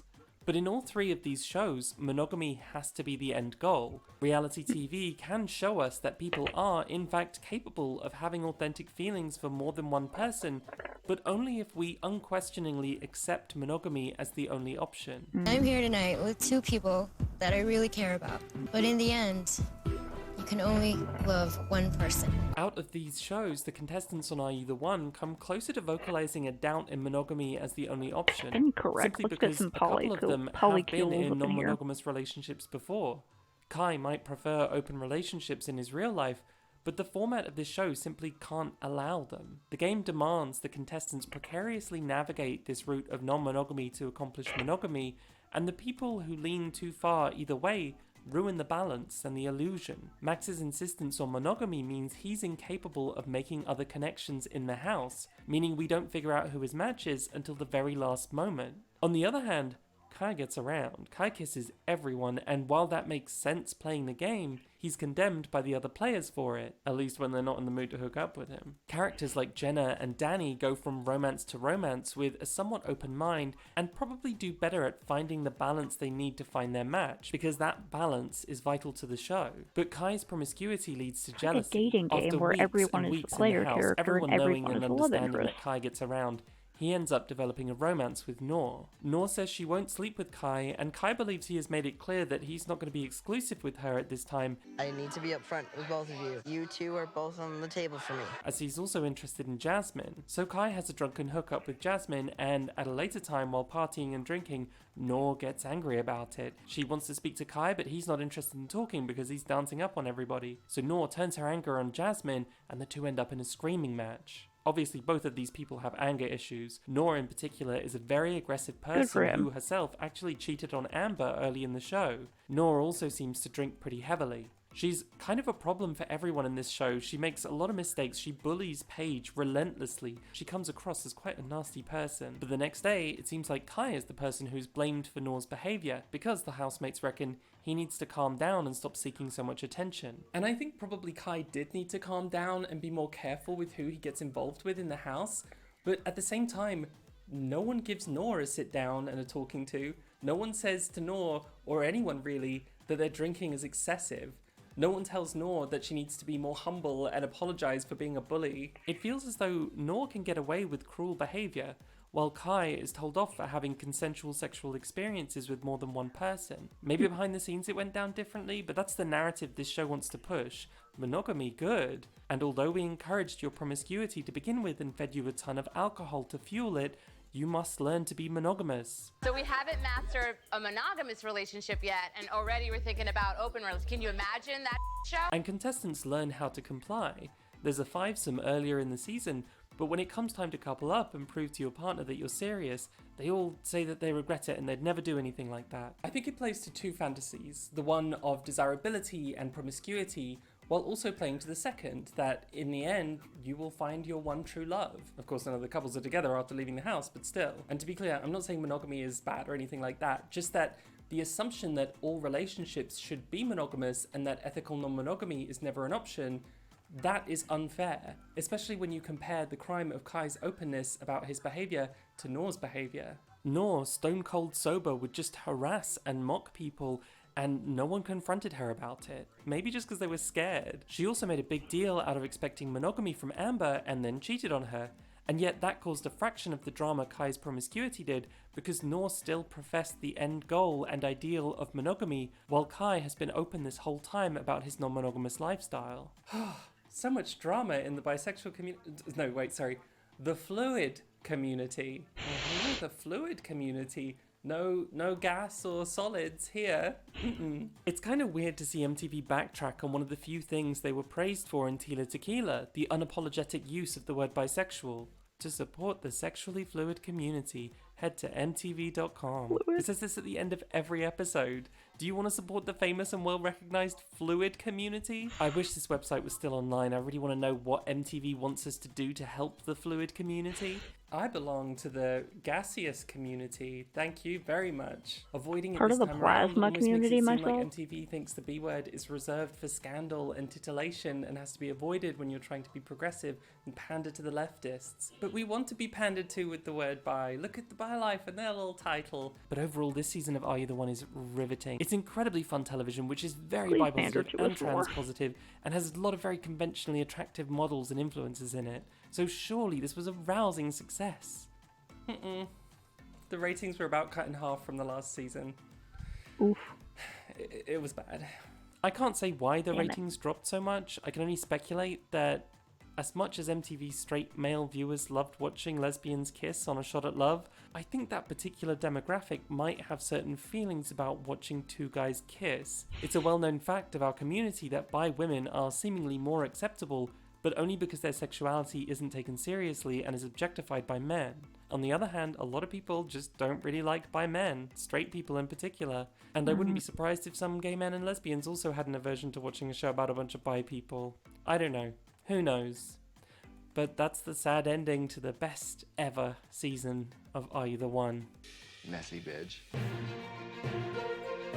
And so we come full circle. A Shot at Love with Tila Tequila was based on The Bachelor, and now The Bachelorette Australia has finally done what previously only MTV was brave enough to attempt: a bisexual bachelorette. Brooke Blurton is a Noongar Yamaji First Nations bisexual woman who first appeared as a contestant on The Australian Bachelor in 2018. Oh, cool. Brooke was falling for this mustachioed creature until she quit the show. The lie detector episode spends an hour hyping up this big secret from Brooke's past that could ruin everything. It's very dramatic. People thought she was secretly married or something. It turns out her big scary secret is that she's been in relationships with women before. The tension is Oh my relieved when The God. Bachelor asks her if having relationships with both men and women helped her figure out which she prefers. And she comforts him that she's not like a bisexual or a lesbian or anything like that. I want to be with a male. Good on her.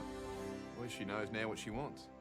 Crisis averted, the bisexual has chosen. The following year she joined the second season of Bachelor in Paradise, a spin-off of The Bachelor which brings back former contestants. This time around Brooke fell for a woman, but quit after her affections were not fully reciprocated. Fans really loved Brooke, so when it came time to pick the next Bachelorette, it had to be her. But as a bi woman, as a First Nations woman, it was very important to Brooke that this be done right. This show, of course, is filmed on Indigenous land, so a welcome to country was performed by Bidjigal elders, which had never been done before in previous seasons. First Nations and inclusivity consultants were brought on board.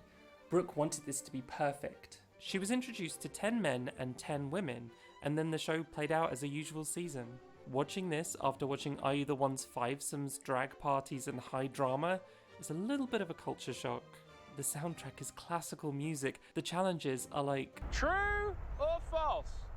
I use a top sheet when making my beds. Boss, no top sheet with you.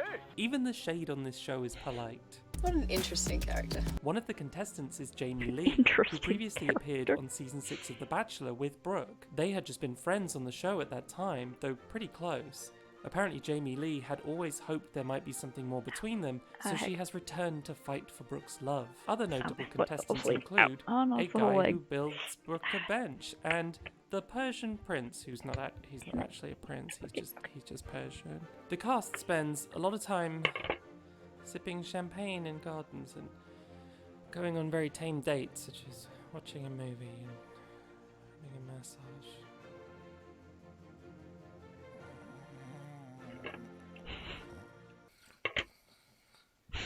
Oh, sorry, I dozed off for a second there. What were we talking about?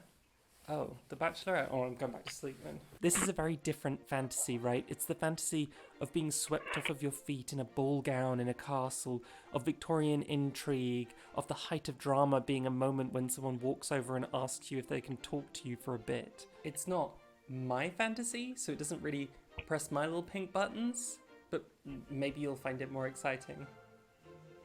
Audiences didn't. This season was a major flop. The ratings had never been so low. Maybe the idea of a bi-bachelorette was too little too late, with Australia experiencing bachelor fatigue and the ratings for the whole franchise dropping. But with Brooke being a fan favourite and with her bisexuality bringing a fresh take on the franchise, you'd think this season would at least be able to bring back average ratings. Despite the ratings, Brooke says she's very proud of her season, in particular for the visibility it brought to LGBT and First Nation communities. In the final episode, a friend of Brooke's, Gomere academic Amy Thunig, asks the finalists Jamie Lee and David if they know whose land they live on, and neither of them can give her an answer. In such a sterile show, it makes for a few genuinely uncomfortable moments which sparked a national discussion and prompted a lot of Australians to research whose land they live on. But when it comes to bisexuality, we didn't really get any equivalent moments. There's a Mardi Gras themed episode where contestants compete in creating the best pride float with radical slogans such as "Love is love" and "Welcome to the party." In a very pandemic move, they then have to slowly walk around this football pitch with their float, acting like they're at a real parade. So it's a little awkward. Where A Shot at Love had Danny, The Bachelorette has not a butch nor even a futch in sight. Maybe because it's such a conservative fantasy, the whole aesthetic of old-timey European royal opulence. The franchise is already notorious for its lack of diversity, but maybe Brooke is only attracted to feminine women and masculine men, and that's fine. That's hypothetically her preference. She does talk about having dated trans and non-binary people before though, so why did the producers not cast any of them? Why aren't any of the men bisexual? Brooke herself said retrospectively, "I must admit, this season was played safe on so many levels, and I'd love to see the progression." The show makes sure to remind us every 10 minutes just how groundbreaking Brooke's bisexuality is. World's first bisexual bachelorette. The first bisexual bachelorette. The first time in the world. The first Mardi Gras happened right below us, and now look at what you're doing. We're doing so much for our community. For the first time in 20 years of bachelor and bachelorette history, a rose ceremony that will go down in history. Brooke's quest to find love is one for the history books. You're making Australian TV history. Are you ready to make history? We're making history. something about this feels a little slimy. I don't get dating shows. If you're gonna normalize having a Although I am bi-bachelorette, Arroway, it's so uncomfortable to constantly remind us of it. It feels alienating, like a spectacle is being made. After the finale aired, Brooke faced a lot of backlash for choosing a man, including from LGBT viewers. She said that it was clear some people just don't understand bisexuality, and the fact that her attraction to women doesn't just stop when she's in a relationship with a man.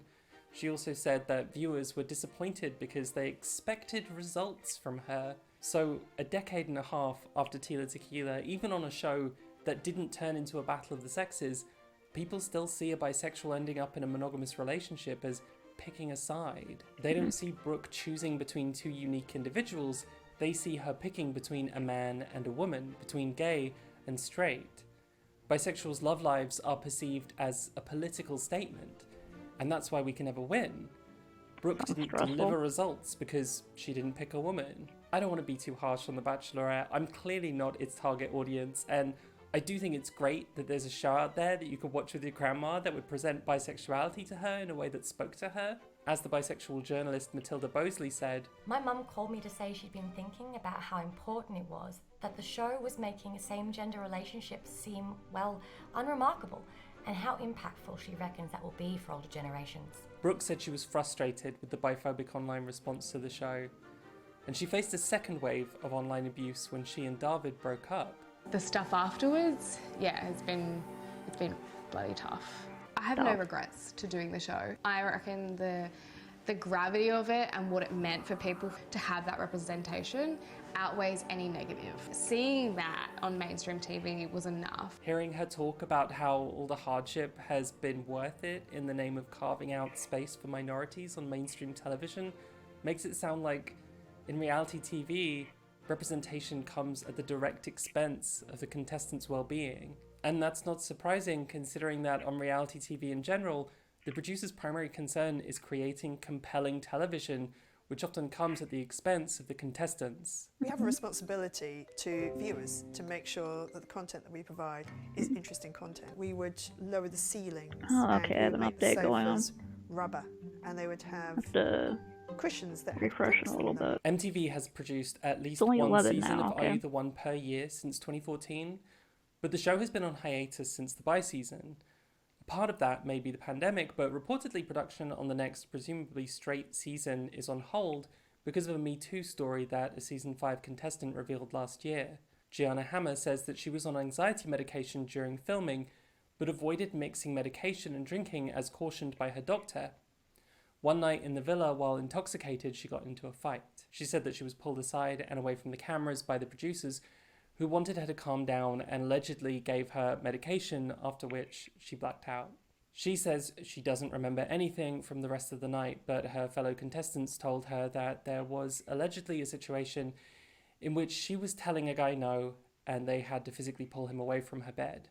The Daily Beast spoke to some of the contestants from that season who confirmed they witnessed the whole situation and said that the production company made sure the cameras were catching the scene while doing nothing to stop it. On TikTok, she shared her advice for anyone considering participation in reality television. Be careful. Be careful with medications, be careful with alcohol, be careful. Watching all these shows, you can't help but notice how easily available alcohol is to the contestants and how often the shows rely on drinking to provide dramatic scenes. But obviously this goes much deeper than just drinking and opens a whole host of questions about mental health and the safety of reality TV contestants. Besides concerns during filming, contestants also have to worry about public reactions and bullying after the show airs, with minorities often facing even worse scrutiny. Before they go on my shows, I give them the talk of doom. You think that you'll be the person on TV that everyone loves.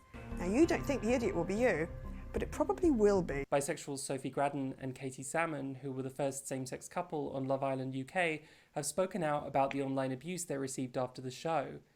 Katie talked about biphobia, about how straight men don't take her sexual orientation seriously, how they fetishize her and think her attraction to women exists for their entertainment, and how, on the other hand, queer people, including her local LGBT community, called her greedy and said she faked her bisexuality for television.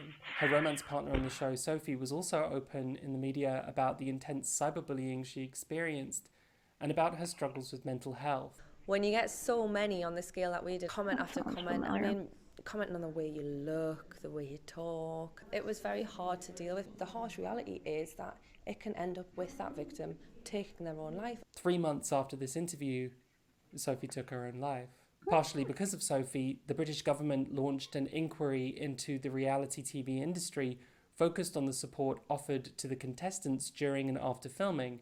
Standards are changing. Participants are offered media training and psychological support, even though a lot of them say they felt the therapist's primary concern was the show and not their well-being. I think we need to be smarter in how we make reality TV shows. The more we make, the more we realise, actually, it is life-changing. I complained earlier about The ByLife being boring, awful. but out of all these shows, it does seem to be the one which treats its cast with the most respect. If the price of a fun show is a man getting his jaw broken, a woman being assaulted, spirals into mental illness, then if reality TV has to be just a little bit more boring for the sake of treating people with compassion, then I think that's for the best. I don't want my mindless escapist shows to come at the expense of suffering and humiliation. One of the things A Shot at Love and The Bachelorette have in common is that they're both portraying bisexuality for straight people.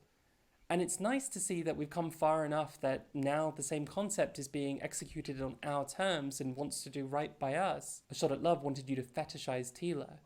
The Bachelorette wants you to respect Brooke. The ByLife and Are You the One were part of a wave of shows, including a drama called The Bisexual, that were all released within a year of one another, which centered bisexuality and seemed like they were made with a bisexual audience in mind.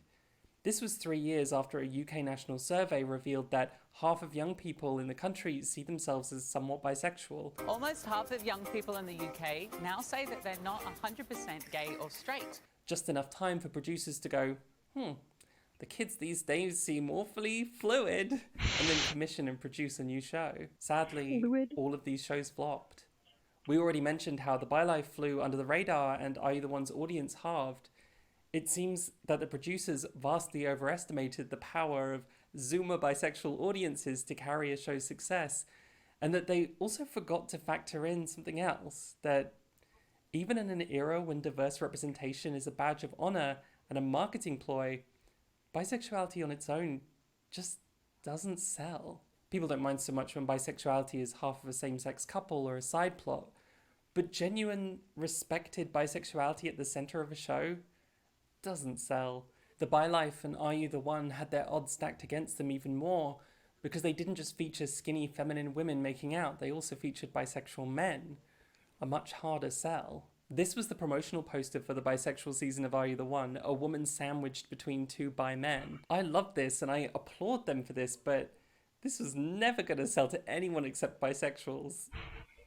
And like a handful of horny straight ladies. But even Brooke, with her feminine bisexuality and established popularity, didn't manage to attract viewers. I think that, encouraged by the statistics about young bisexuals and the general wave of diversity in media, for a few moments, reality TV producers thought that bisexuals were the perfect selling point. Bisexuals like everyone, right?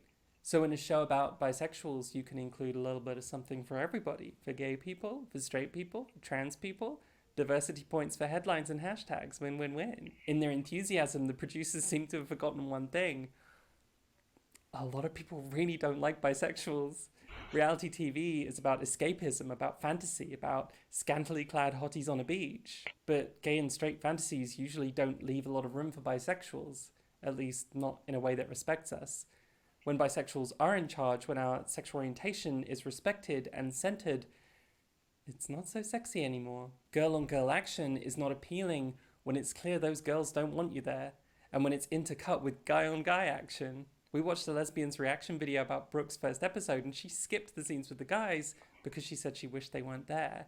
People want to pick and choose which parts of us they like, which parts are acceptable, likable, progressive, unthreatening, and which parts they want to ignore because they disrupt their narrative. That's why, out of all these shows, Tila Tequila was the only successful one. The only one with record numbers. The only one that got a second season and a bisexual spin-off. In 2020, German broadcaster RTL announced a casting call for a Bachelorette-style bisexual dating show called Princess Charming. After pressure from applicants and the audience, they changed the concept to a lesbian dating show. Princess Charming aired in 2021 as a lesbian show and was successful enough to be renewed for a second season. The gay male show on which it was based, Prince Charming, has been going strong for 4 seasons and counting. But it's not all doom and gloom for bisexuals. If we take reality television, a cheap, raunchy genre aiming for the widest possible appeal, as a barometer of cultural changes, it's nice to see that even on shows targeting straight viewers, bisexuality is now being respected and done on our own terms. More excitingly, possibly for the first time, bisexuals are being considered as an audience, its own and significant group of viewers to keep in mind. That's really exciting. And sure, none of these shows have been renewed for a second season, but they've given us some of the best moments of bisexual solidarity I have ever seen on television. On scripted TV, it's a miracle if you get more than one bisexual per show. Bisexuals never get a community, and they never discuss bisexuality with each other the way we've seen in these shows. So maybe we shouldn't measure their success in numbers and in how appealing they've been to straight and gay audiences. The Bi Life didn't want to be a shot at love, and thank God for that. These shows touched a lot of our hearts and gave us moments I'll never forget. Aww. So, cheers to that. This is apple juice. When you get If a you shred enjoyed of this video, representation and have consider to hold supporting my on to channel it via tight. Patreon. It helps a lot, and it's the only reason I'm able to do this. Also, maybe like and subscribe if you want, unless there's not enough drinking and violencing on this channel for you. That can change, maybe. Also, thank you to Tiasha Paintbox and Monica and Saskia. Also, thank you to Tara Mooney, Brody de Chanel, Jessie Gender, and Ruby Susan for lending their voices. You can check out links to their content down in the description. I love A big Tara thank Mooney. you to all my patrons who make this possible, and an extra special thanks to the finalists in A Shot at Love with Verily Bitchy: Angela, Kat R, Corwin Found, Danny Aiden Stone, Fluffy Bunny Boo, Helena Varvarusis, Justin DeLima, Matheta, Non-Anonymous, Siobhan, Stephen Wallace, Tasha Heim, The Digital Witch, Wix, Aaron, AJ, Alice, Amelia D, Andreas Evans, Anna S, Apathetic Gaiety, Arden, Eric Parkinson, B, Ben Hengst, Bestlaff, Beth Hershey, Break Every Yoke, Ooh, yeah, I'll play it Katrina Kit Bash Lexi, next and then Charis probably go to Edwards, bed after Chloe that. Strange, Chris Endicott, Connor Thompson, Deanna McMillan, I Dropout want to get both Ninja, cups attached at ES, least. Eden Ladley, Erie Enby, Ellen Hogan, Ellie Cannard, Elsie Astro, Emery James Fairgrieve,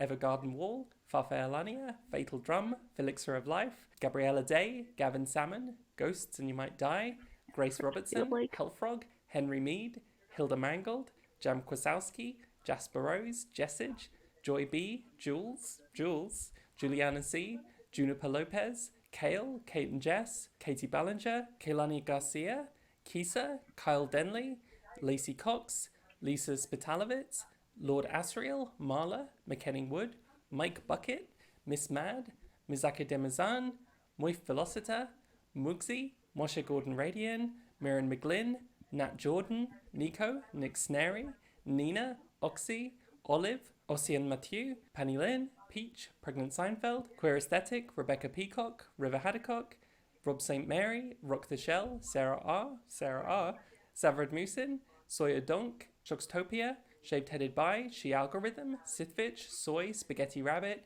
Steve, Strawfox, Summertime Killer, Susie S, Sveepol the Transboy Valkyrie, The Children of Jack Acid, Tia Till, Tina Gigya, Tom Harrison, Troy Zaire, Vera Van Monfrans, Verlux, Vicious Panda, Vince Whitaker, Wandering Sock, Wards, Will O'Connor, and Yuli Themstedt. Thank you so much for watching, everyone. I'll see you next time, once I'm super hydrated on this fucking apple juice. Woo!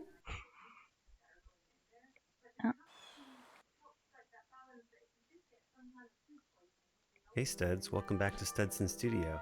I've been playing Horizon Forbidden West recently, which is a game with a plot and characters that drive that plot, but it's also a game with, wow, cool robot. I can't stop ogling all of these mech designs, but can we talk about the robot elephant in the room? When I first saw it, I only had one thought. It's an elephant. And my second thought was, oops, I didn't pre-order the collector's edition figure. So let's kit bash a plastic pachyderm from various junk and Hell yeah. also not junk. I love this guy's Starting videos. from the bottom with these big elephant waffle stompers.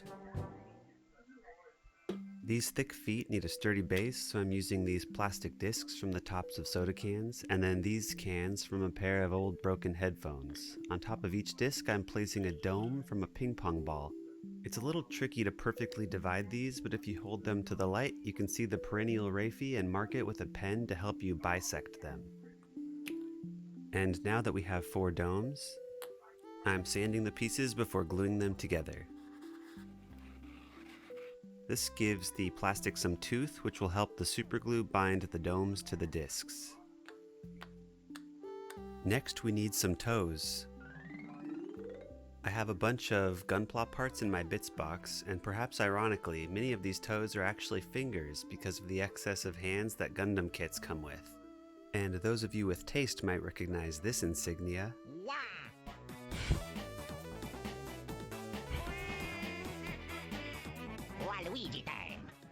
Wait, is that an I found this incomplete set of vintage robotics toys at Goodwill recently. They have this really nice hexagonal connector that will make excellent joint pieces after jamming them into these ping pong holes. Just gotta get that piece out of here. It's better in there actually.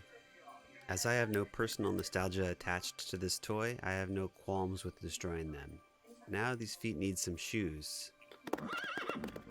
Using these horseshoe charms, along with an abundance of Gundam polycaps I've been saving, we can make a little piston for each toe. Possibly. And if you're following along with my debt to the horse centipede, only 3 horseshoes remain. This is important. I actually built this model before the game came out, which made finding reference images tricky, so sometimes I just made it up and glued on whatever I had in my junk arsenal. Like broth caps. These are worth keeping, but there's one other piece of important cap technology to discuss. The tamper-evident sealing ring is perfect for implying these stationary ankles have multiple axes of movement. That's a good idea. And that's it for the feet. More spicy elephant feet pics can be found on OnlyFans. Okay, now show me your belly. Ooh, I have the perfect piece for this. It's the shell from an old RC car, and it actually inspired this whole build. And if you're a Gunpla fan, this is the point in the video where I start scavenging perfectly healthy kits for pieces to use. This skirt armor will make a nice elephant chest, but that Xeon logo has got to go.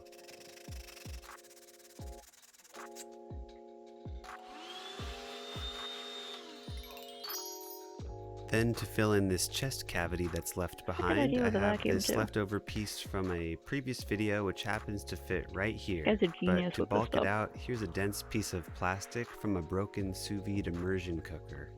Just gotta cut it in half real quick. Uh-oh, I'm weak. Don't look at me. It's always so soothing to the brain when these curves line up like this.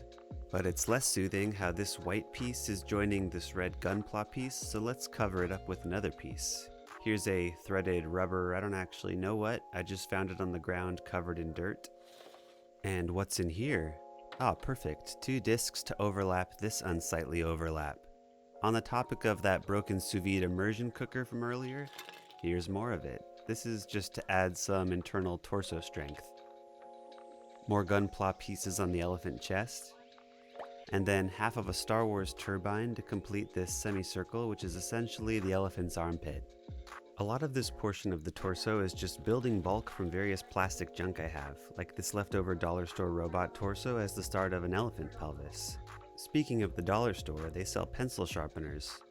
Or are they heat vents for these powerful elephant oblique muscles? Ooh. And speaking of elephant pelvis, from this set of robotics toys, I'm using these Bell nozzle engines to make a pelvic girdle. And with these gray connector pieces as removable leg joints, these rockets have hip sockets. Next, we need to fill out the rest of the elephant back.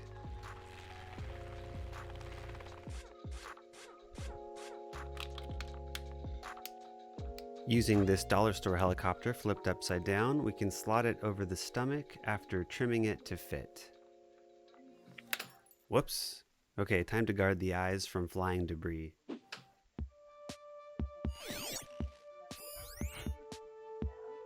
After many shallow slices in a direction that wouldn't result in me accidentally stabbing myself, it now fits. The tail rotor is where I'm planning on mounting the head, but now the helicopter body is much wider and needs some structure. So I'm adding some spinal column support with dog poop bag tubes. Takeout food containers.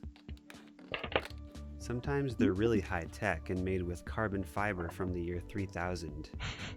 After hot gluing some of this texture to a few cardboard poop tubes, we now have a very futuristic-looking elephant ribcage. And after filling out a few more gaps on the belly, we're ready to stack the back on this pachyderm. Here's a Gundam pelvis. I sacrificed pieces of this kit on the Howl's Moving Castle build, and the ritual is nearly complete with this one. My partner gave me her extra Fitbit wrist strap recently, so let's check that booty pulse and strap that here. Then some more pieces from the headphones that became the feet to frame the strap. And the last torso task is to cover up the tube spine. Most important is to build some strong shoulders that can support the weight of the model, so I'm using some 2-part epoxy to lather up and clamp the parts where the front legs will mount to. Then between these elephant scapula, I'm adding a Gundam shield divided in two because it looks cool. And for the rest of the back, I found this build-your-own robot set at Daiso that is a treasure trove of robot greeblies. I'm not too worried about how the back looks because it's ultimately going to be covered under a rickety clubhouse, so for now, the Tremor Tusk torso is nearly complete. Oh yeah, this is called the Tremor Tusk, by the way. 7 minutes into the video and I figured I'd tell you what I'm making. The Tremor Tusk and all the other big robo-beasts are my favorite thing about these games. The designs feel organic, yet mechanically they make sense. If you're into seeing other creators build machines from these games, then I highly recommend you check out Melissa Dawn Makes and KP Creations. Both of them are very inspirational and tackle these design challenges across different crafting mediums. I love how Guerrilla Games' design language blends animal anatomy into machined parts. I saw that video Now let's first. continue with another piece of classic elephant anatomy, ribcage guns, I haven't seen Melissa aka Dawn, the though. Tremor Tusk's salvo Look her up. cannons. A friend salvaged these used label cartridges from the trash and they have a lot of nice surface detail. There's some nice internal bits here too, as long as you can unspool the tangle of label spaghetti. We'll save these bits for later.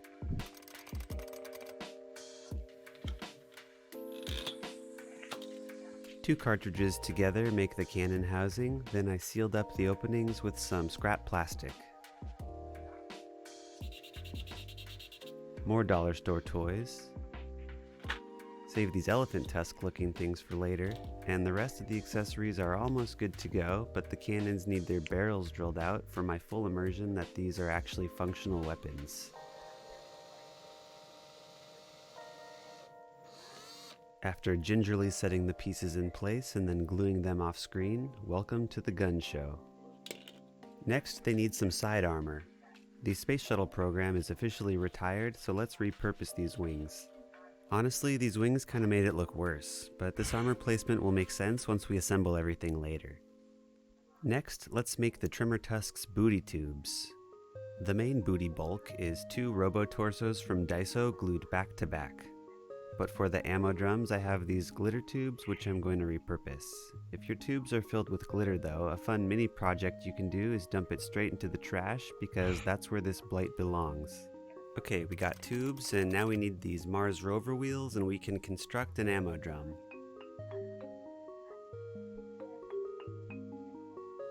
And now we come to the most difficult and time-consuming part of the build, constructing those thick tree trunk limbs. Using a couple dollar store Chonky staplers, stompers. I removed the parts that make it a stapler so that I'm left with the start of a leg joint and shoulder. Then with an old lighter cartridge, I glued it in under the shoulder joint, and now this leg bone is a little humorous. OP, your mind. And for the knee joint, a gunpla leg piece. Oh wow, the Tallneck exhibits such beauty, power, and grace, but I need this spaceship head to start building up some armor pieces for the leg. This flying saucer toy will cover up the majority of the shoulder, but it's taking a lot of self-restraint to not start tearing into this gunpla pile for the rest of the armor. And I almost did, until I found this lonely 50-cent model kit sprue at Goodwill, a beautiful find. A gift from All Mother herself. But we can still pretend it's gunpla. This has been your subliminal messaging to seek more ASMR clack and gunpla content at Millennial Model Mayhem. Okay, now mind this gap. I want to maintain this thin line so the armor plates read as separate pieces when they're glued together. But for the large gap, I guess I'll have to destroy my favorite dollar store compass ring and use part of this plastic to continue that beautiful thin gap to the top of the shoulder. The rest of the leg is more of that delicious model kit sprue I found at Goodwill. I wish I had more of it. Except that's a rocket booster leg from a Gunpla kit. A button, an airplane wheel, a dollar store gun, and a dollar store quadcopter. But just a single rotor motor. A lot of the time spent on this project was picking up random pieces of junk and holding them up to each other to see if they fit.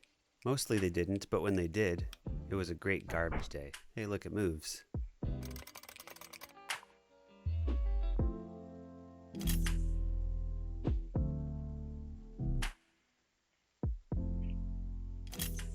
Whenever you buy dollar store pencil sharpeners, they actually come with these pieces of shin armor. This is a very big boy, so we need 2 pencil sharpener covers to fill out the real estate on each shin. And while you weren't looking, I strengthened this joint with a piece of a metal clothes hanger and added a ball joint to connect to the ankle. That'll do it for the main structure of the front leg. I really wanted to keep these joints posable, but sadly they're weak and wobbly, so I'll have to abandon that plan and lock the joints in place with glue. This boy's just got too much heft and I don't want him slipping all over the place. For the back legs, I'm starting with more of these dollar store toys, specifically this very scary looking hoverboard. On the backside, I epoxied another robotics connector that will join with the hip mount. Then I started building up more armor plates from pieces of generic sci-fi toys. But I'll need a hand. Actually a forearm. The goal is to first get the general shape of a thick elephant thigh, then we can fill out the gaps with generic mass. Like this. The internal waffle press from the inside of a deodorant stick. You'll never see it, but it was just nice and round and it fit here perfectly, so why not? Those are some nice arms you got. These arms are now legs. They just need some armor plates to bulk it out a bit. Cool, these pieces kind of balance each other. I think we're ready to slip this robot sock on now. And for the ankle, I embedded another Gunpla joint, but it's ultra scrawny looking, so I had to bulk out the bones with a bit more beef to make it more formidable. With that extra thickness, these legs are now ready to stand on their own. And now don't mind me while I zoom into this elephant grundle to showcase the fibers that weave through the machines. For all of these tubular details, I'm using garden wire since it's extremely flexible and forgiving. Some of these pieces already have holes, so why not shove some cables in there? But for the most part, I'm taking large swaths of wire and laying them side by side to create a muscle fiber pattern, despite my lack of elephant anatomy knowledge. And for less visible sections like the inner thigh, I'm using this mesh tubing from the dollar store, you know, for Halloween, which is appropriate because it's scary how haphazardly I'm stuffing this space. I used the same garden wire to add some details to the trimmer tusk torso too, and this plastic football is now complete. Kind of bad looking pucker right where that ends. If there's any way I can flatten that. If you ever run out of kit bashing materials, don't be afraid to seek out community secondhand stores. Sometimes the bottom of the drawers have some overlooked gems, like this Mega Bloks toy. If I do it, I want to do it symmetrically. This is a drop pod from Halo. Or apparently a single occupant exo-atmospheric insertion vehicle, or SOAV. But today, it's an elephant head. Speaking of heads, I'll need more of this tall neck head as armor plating. This piece is already perfectly shaped for the elephant forehead. And for the tremor tusk's trunk, this flexible fidget toy will make for a nice posable snout. That's a good idea. These will be the nose bones, but we'll need some armor plating for full protection. For that, we'll need some Gunpla pieces from the bits box. I wonder if those could be coated in fabric and you just make like tentacles. This piece in particular feels like it was meant to go right here. Just wait. That's how you know. Most of these pieces are from a friend who donated their kits to my Gunpla graveyard, and they're going on to live their second life as an elephant face. We can't forget the trunk teeth to make it a bit more menacing. And the eyes, which are the most accurate kit bash piece I found for the whole build. These are a set of hand cannons from a Gunpla kit, which are perfect for these quintuple eyeballs.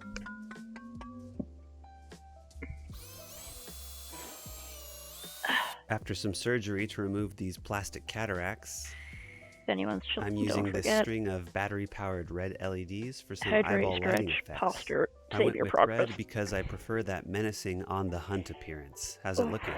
Looks good. Ooh. To accompany the eyes, it needs some ears made from a few miscellaneous pieces, plus some plasticard, which is pretty easy to snap off after a light cut. I sanded the edges smooth until we're left with a streamlined ear design for the 31st century, and the other two pieces will become the mount so the ear can rotate and find that optimal 10G signal. Alright, eyes, ears, mouth, nose, so the next is the fifth part of the face, the plasma cannons. The base piece I'm using is this extra dense plastic turret from the dollar store. Uh-oh. Something went wrong. Head, shoulders, knees and toes, knees Oops. and toes. Eyes and ears and mouth and plasma cannons. Nippers can't nip with one blade. We'll upgrade to the heavy-duty pair for now, whilst I contemplate what I've done. The rest of the plasma cannons are various Gunpla weapons, which brings us to the eponymous tusks of the Tremor Tusk. This seat piece from that yonder set of robotics toys I used earlier will make a fine tusk mount. Using another dollar store quadcopter, I made this mount where the tusks will attach, but this machine is greedy and has 4 tusks, so we need an extension. I wanted the tusks to be posable, so I dug up 4 ball joints from my Gunpla bits box and started building up the tusks from various pieces I had, like this broken rechargeable flashlight. Pistachio, quit it. What are you doing? Lots of good stuff in here, but this trigger speaks to me as a tusk come on. joint. I added a Gunpla polycap so it could interface with a ball joint, then covered up all the hideous fake joints with beads to at least imply articulation. The end of each tusk is a Gundam shoe and this pointy piece from a dollar store toy.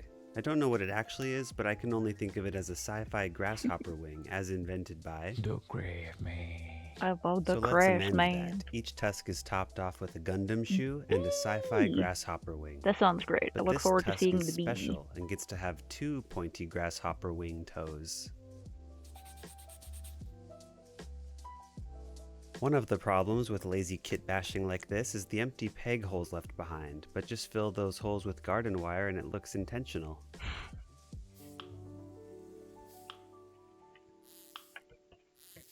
These tusks are kind of cute. It could be its own guy. And with the posable pachyderm head complete, that means we're ready to paint all these plastic parts.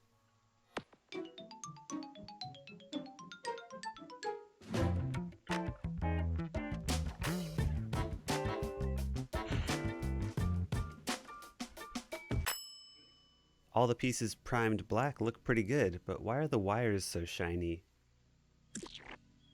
Oh no. Oh, no. 2 days later and the spray paint never cured.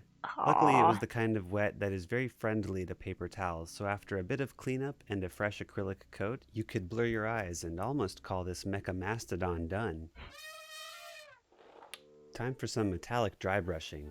Dry brushing is the technique where you blast most of your expensive paint all over a paper towel that gets thrown away. Then with the crusty remnants on your brush, you lightly caress all the raised surfaces to give a nice varied metal appearance with a lot of depth.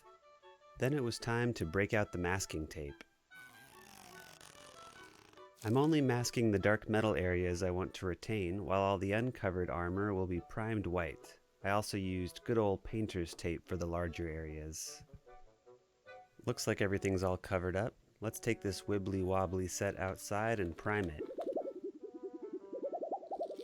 Here's a fun reverse tip. It was almost freezing the day I primed these, which is 20 degrees Fahrenheit colder than it should be, so don't do this. Or do if you want paint that doesn't dry properly that you can just call free weathering. Yeah. And now for some always satisfying masking tape peels. And by tape peels, I mean paint peels, because you forgot to sand the ultra smooth dollar store plastic to help it take paint better. Don't worry though, the rest of the paint peels are extra crispy.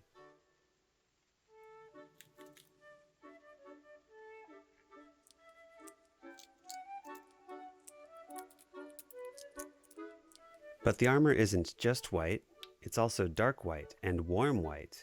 All the futuristic triangles are painted gray, and if you're wondering why everything, including the currency, is triangles in Horizon games, it's because there's a triangle surplus from when all the corners were cut off sci-fi doors.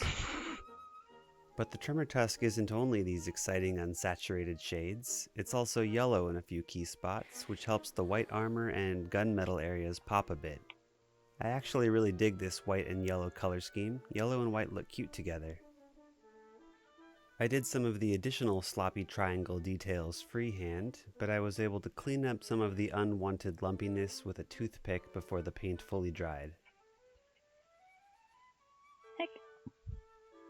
I'm booting up the airbrush for the rest of the yellow sections because painting yellow by hand is generally the worst and takes 100 coats. Yeah.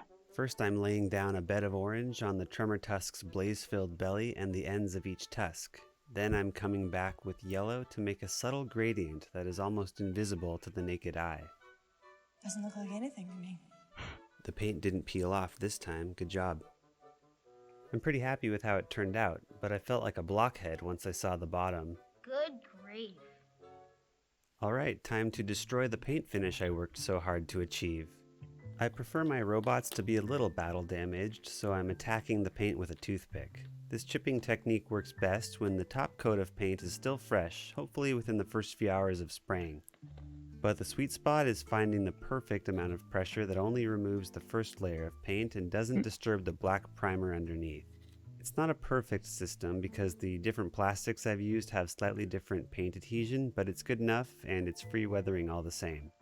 But in some places it wasn't good enough, so I'm switching to a painted on chipping effect, layering on gunmetal gray, followed by a chrome silver on top.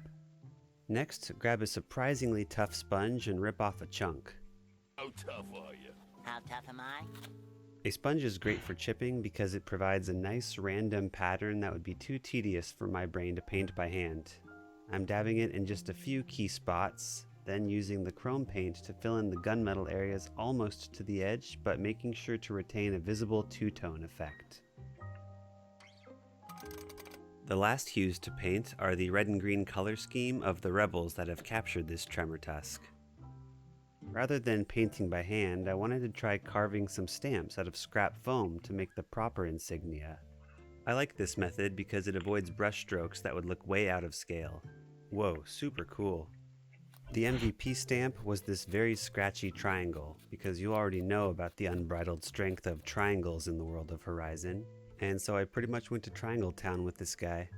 I was aiming for an intimidating teeth pattern, but it kind of has more of a Simba's leaf mane vibe. The triangles continue, except on the forehead where I created a skull icon that looks like a discount Punisher logo. With all the pieces painted, it was grime time to tie it all together using oil washes. With my jagged limoncello LaCroix can ready, I mixed up an oil wash using 1 part oil paint to something close to 2-ish parts of mineral spirits. I like to get it to a nice thin au jus consistency and then let gravity do most of the work and let it flow into all the nooks and crannies. I wiped most of the grime away with a paper towel or cotton swab before I remembered that Blackmagic Craft used a foam makeup wedge and oh yeah, that's the good stuff. After a bit of grime squeegee, it's now perfectly dirty and weathered by the Forbidden West, so let's start assembly.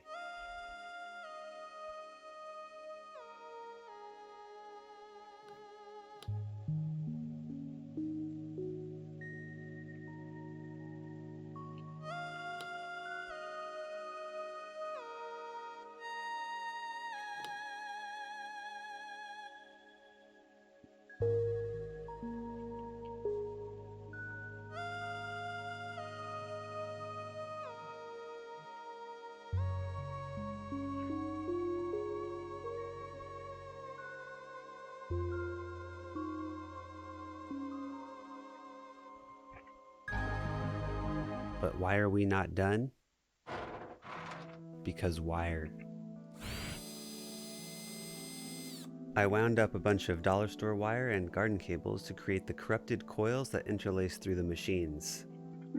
I left a lot of awkward gaps in the model, but with wire stuffed in those holes, now the gaps look like very much intentional conduit passages.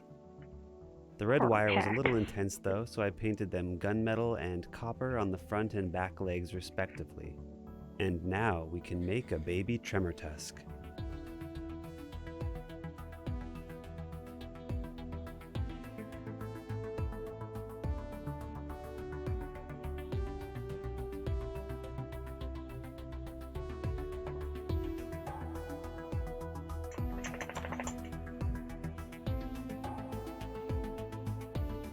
Saley, what are you doing, huh? Special, quit it.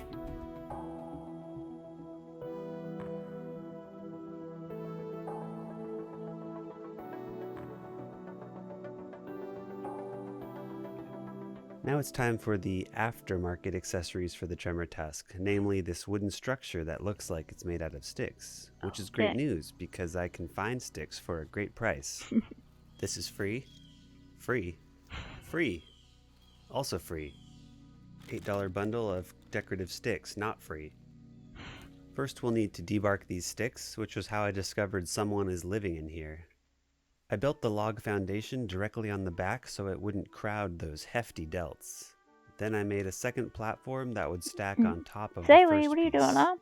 We need a nice deck, What are you so let's doing? make some balsa boards. You gotta go out? Huh? Just a sec. Skelebi does like But it's not bees. OSHA approved without some railing. And skeletons.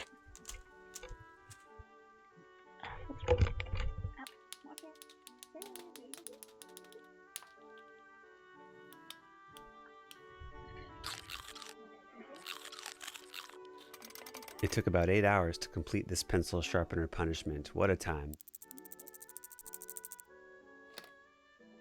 Okay, we got walls, but we also need Wolverine claws for spiky embellishment.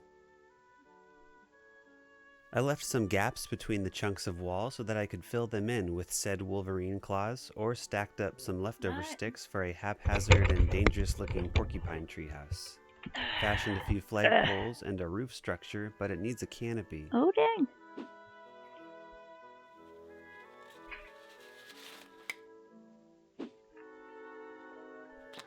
This artificial big leaf can also be an artificial small leaf by adding 1 million cuts to create a palm frond.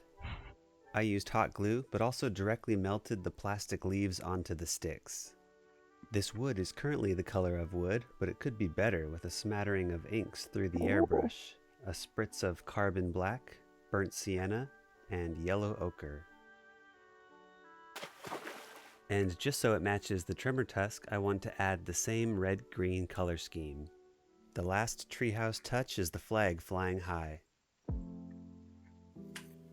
Using an old t-shirt, I cut a few ragged banners and glued them to the flagpole sticks. But this cotton polyester blend is too floppy. To stiffen it up, I'm soaking in a generous amount of super glue, then using some super glue accelerant to instantly lock it in place. Then, to spice up these t-shirt flags, I painted on some designs with acrylic paint and dipped the whole flag in a dark wash to blend them with the rest of the color scheme. Tremor Tusk complete, but you can't have a Tremor Tusk without a mini Aloy. Maybe Oh my my God. miniature sculpting skills have spontaneously improved since previous videos. I doubt it. Well, let's try anyway. Now I'm known north of the border, so my wormy dealies are more like sluggy logos. Aloy has 2 slugs for legs, 2 slug arms, an egg head, her toothpick spear, and we can't forget her flaming hair of red, and a classic Aloy expression. For her clothing, I'm a fan of her original Nora design. Just a few more finishing touches, and there we go. Last but not least, we need a platform for these two to stand on. Perfect. I recently got a new crafting tool that's really going to change my life. It's a hot wire foam cutter. I burnt myself a few times. But I tried to limit the burning to just the foam to create some interesting ground lumps. To complement these lumps, we'll need other interesting ground lumps, like these pieces of bark I foraged. These will become some miniature boulders. The hot wire tool was very useful in sculpting out a perfect hole made for each rock. I'm aiming for a mountainous field scattered with a vein of boulders all going in the same direction. And to make sure each boulder is tucked in nicely to its bedrock, I sprinkled on a line of glue and filled that glue with various pieces of wood, gravel, sand, and then to help the glue all settle into place, a spritz of isopropyl alcohol. This is one of my favorite goops. It makes a great seam cream. First we spread that goop. Say the line, Bart! Then we stipple that goop. But that was just a tiny snack, and I'm still hungry for more goop, so I'm making another meal. I'm fixing up a batch of Boileye Hobby Time's classic plaster, paint, and Mod Podge porridge, plus water as needed to thin out this soup. This texture paste is for all the pink foam areas, followed by a mixture of just paint and Mod Podge for the bark rocks. But why are the rocks so light and creamy? That's where these washes come in. This is a rock painting method I first saw from Luke at Geek Gaming Scenics. I also first saw it on Scratch Bashing. You hit the rocks with a few splotches of a red wash, a yellow wash, then drown the whole thing in a brown wash. Hamstring stretch. And when it's finally brown enough, you douse the rocks with a black wash to tie all of the colors together. And finally, a light khaki dry brush to bring back all those highlights that were knocked down by the dark washes. And now it's officially a rock, but we need some dirt. Using a bottle of non-fat Mod Podge milk and a spray bottle pump, I'm glazing all the khaki areas with this sticky juice before sprinkling on a layer of dirt from a hole in the ground. It was a hole that I dug outside, and I just go back to it anytime I need fresh dirt. This is also the time to place Aloy in the hole that was made for her.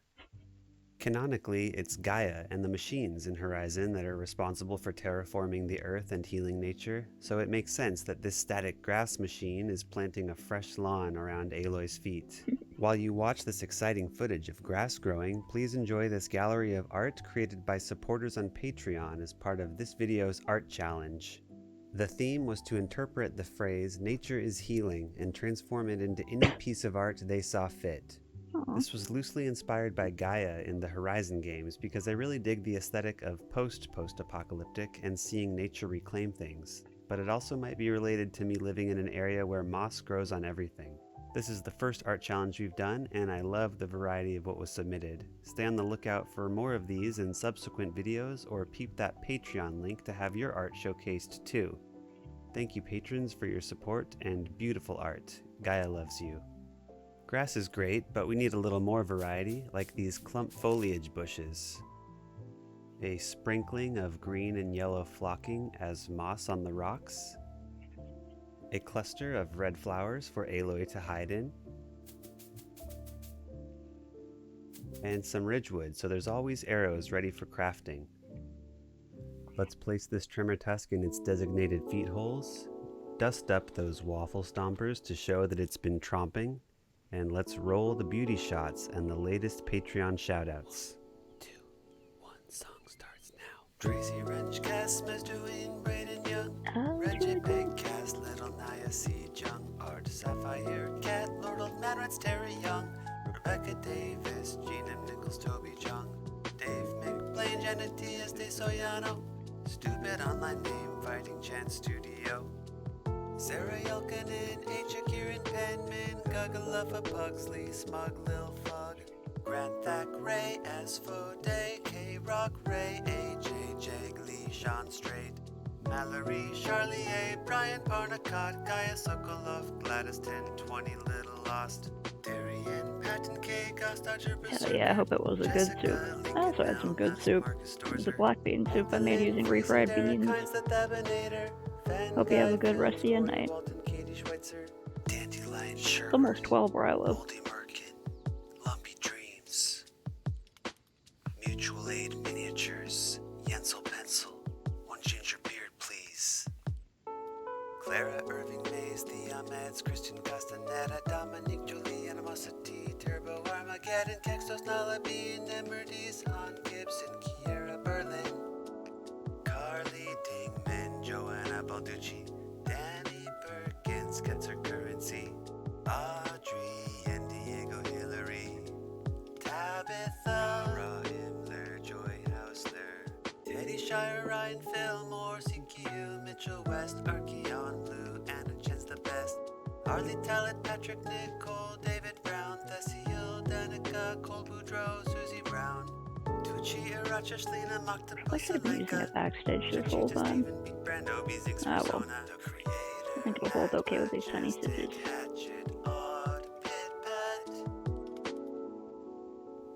Thanks for watching, everybody. See you next time. That was great.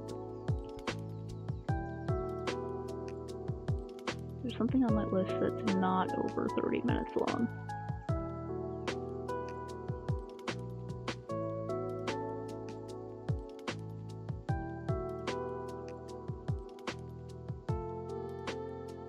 That turned out really cool. Let's see what this is. Okay, I just want to finish this part of the seam.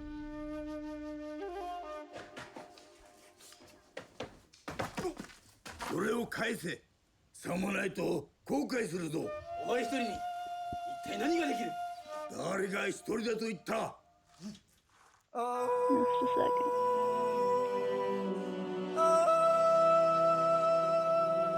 You should know that a man with the power of nature can bring you to the end of your life. And you should know by my smile and the look in my eyes that you are about to be massively forced to give up. Chicken attack, chicken attack. This is awesome. Watch your back before it fades to black. C'est my love pound, that's pas them come on, chicken ass. Go chicken go, go chicken go. Now gonna fly, you on the sky.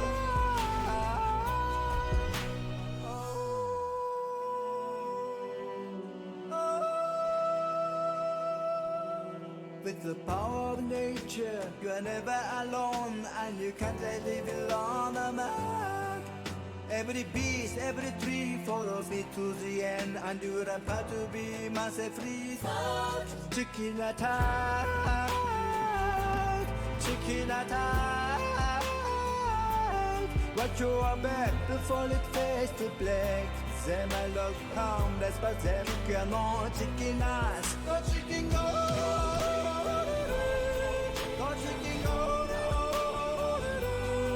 Now gonna fly, you on the sky. You are young and you are hungry, perhaps short on money. I give you this chicken today. It's eggs for your dinner, it's legs for next winter. You won't have to steal again. なんて慈悲深い方だ。あなたすべての動物を操らないんですか？すべての動物が操れるけど、鶏が一番なんだ。助けて、助けて。僕の兄が富士見で銀行強盗に巻き込まれたんです。大丈夫だ。心配するな。Go chicken go, go chicken go. Now gonna fly, you on the sky.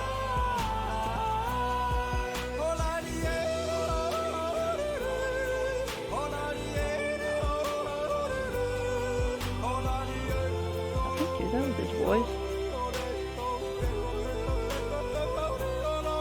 Oh dang it.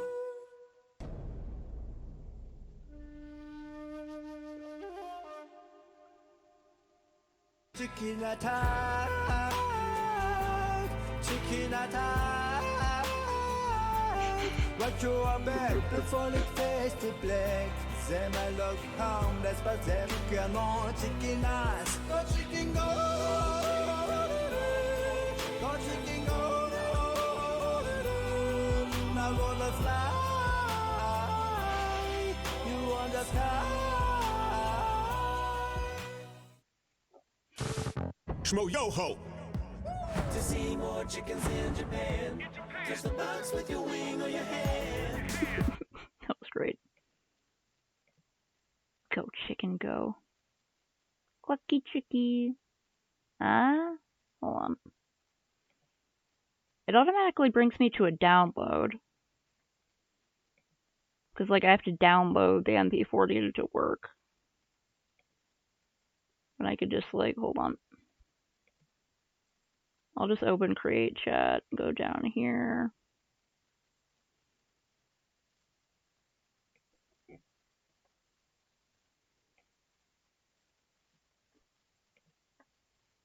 If you want to show it, let me switch to one of these. Put that in the middle. You got tiny little wings.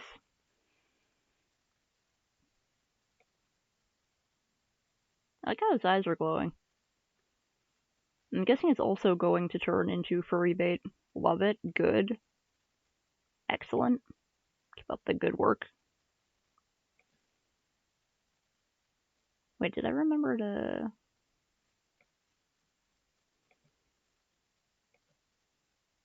Did I Hey Studs, welcome back remember... to Studson's. Okay, I gotta remember to do that, like...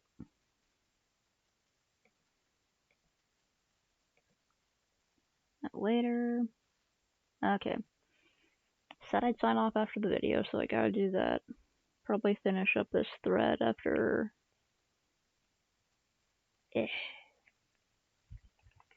Setting that down. Alright.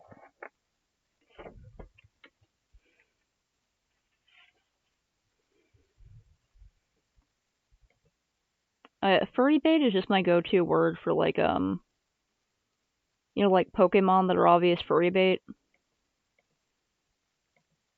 Yeah, you know how like Hoppy Bunny also turned into furry bait. I mean it with love.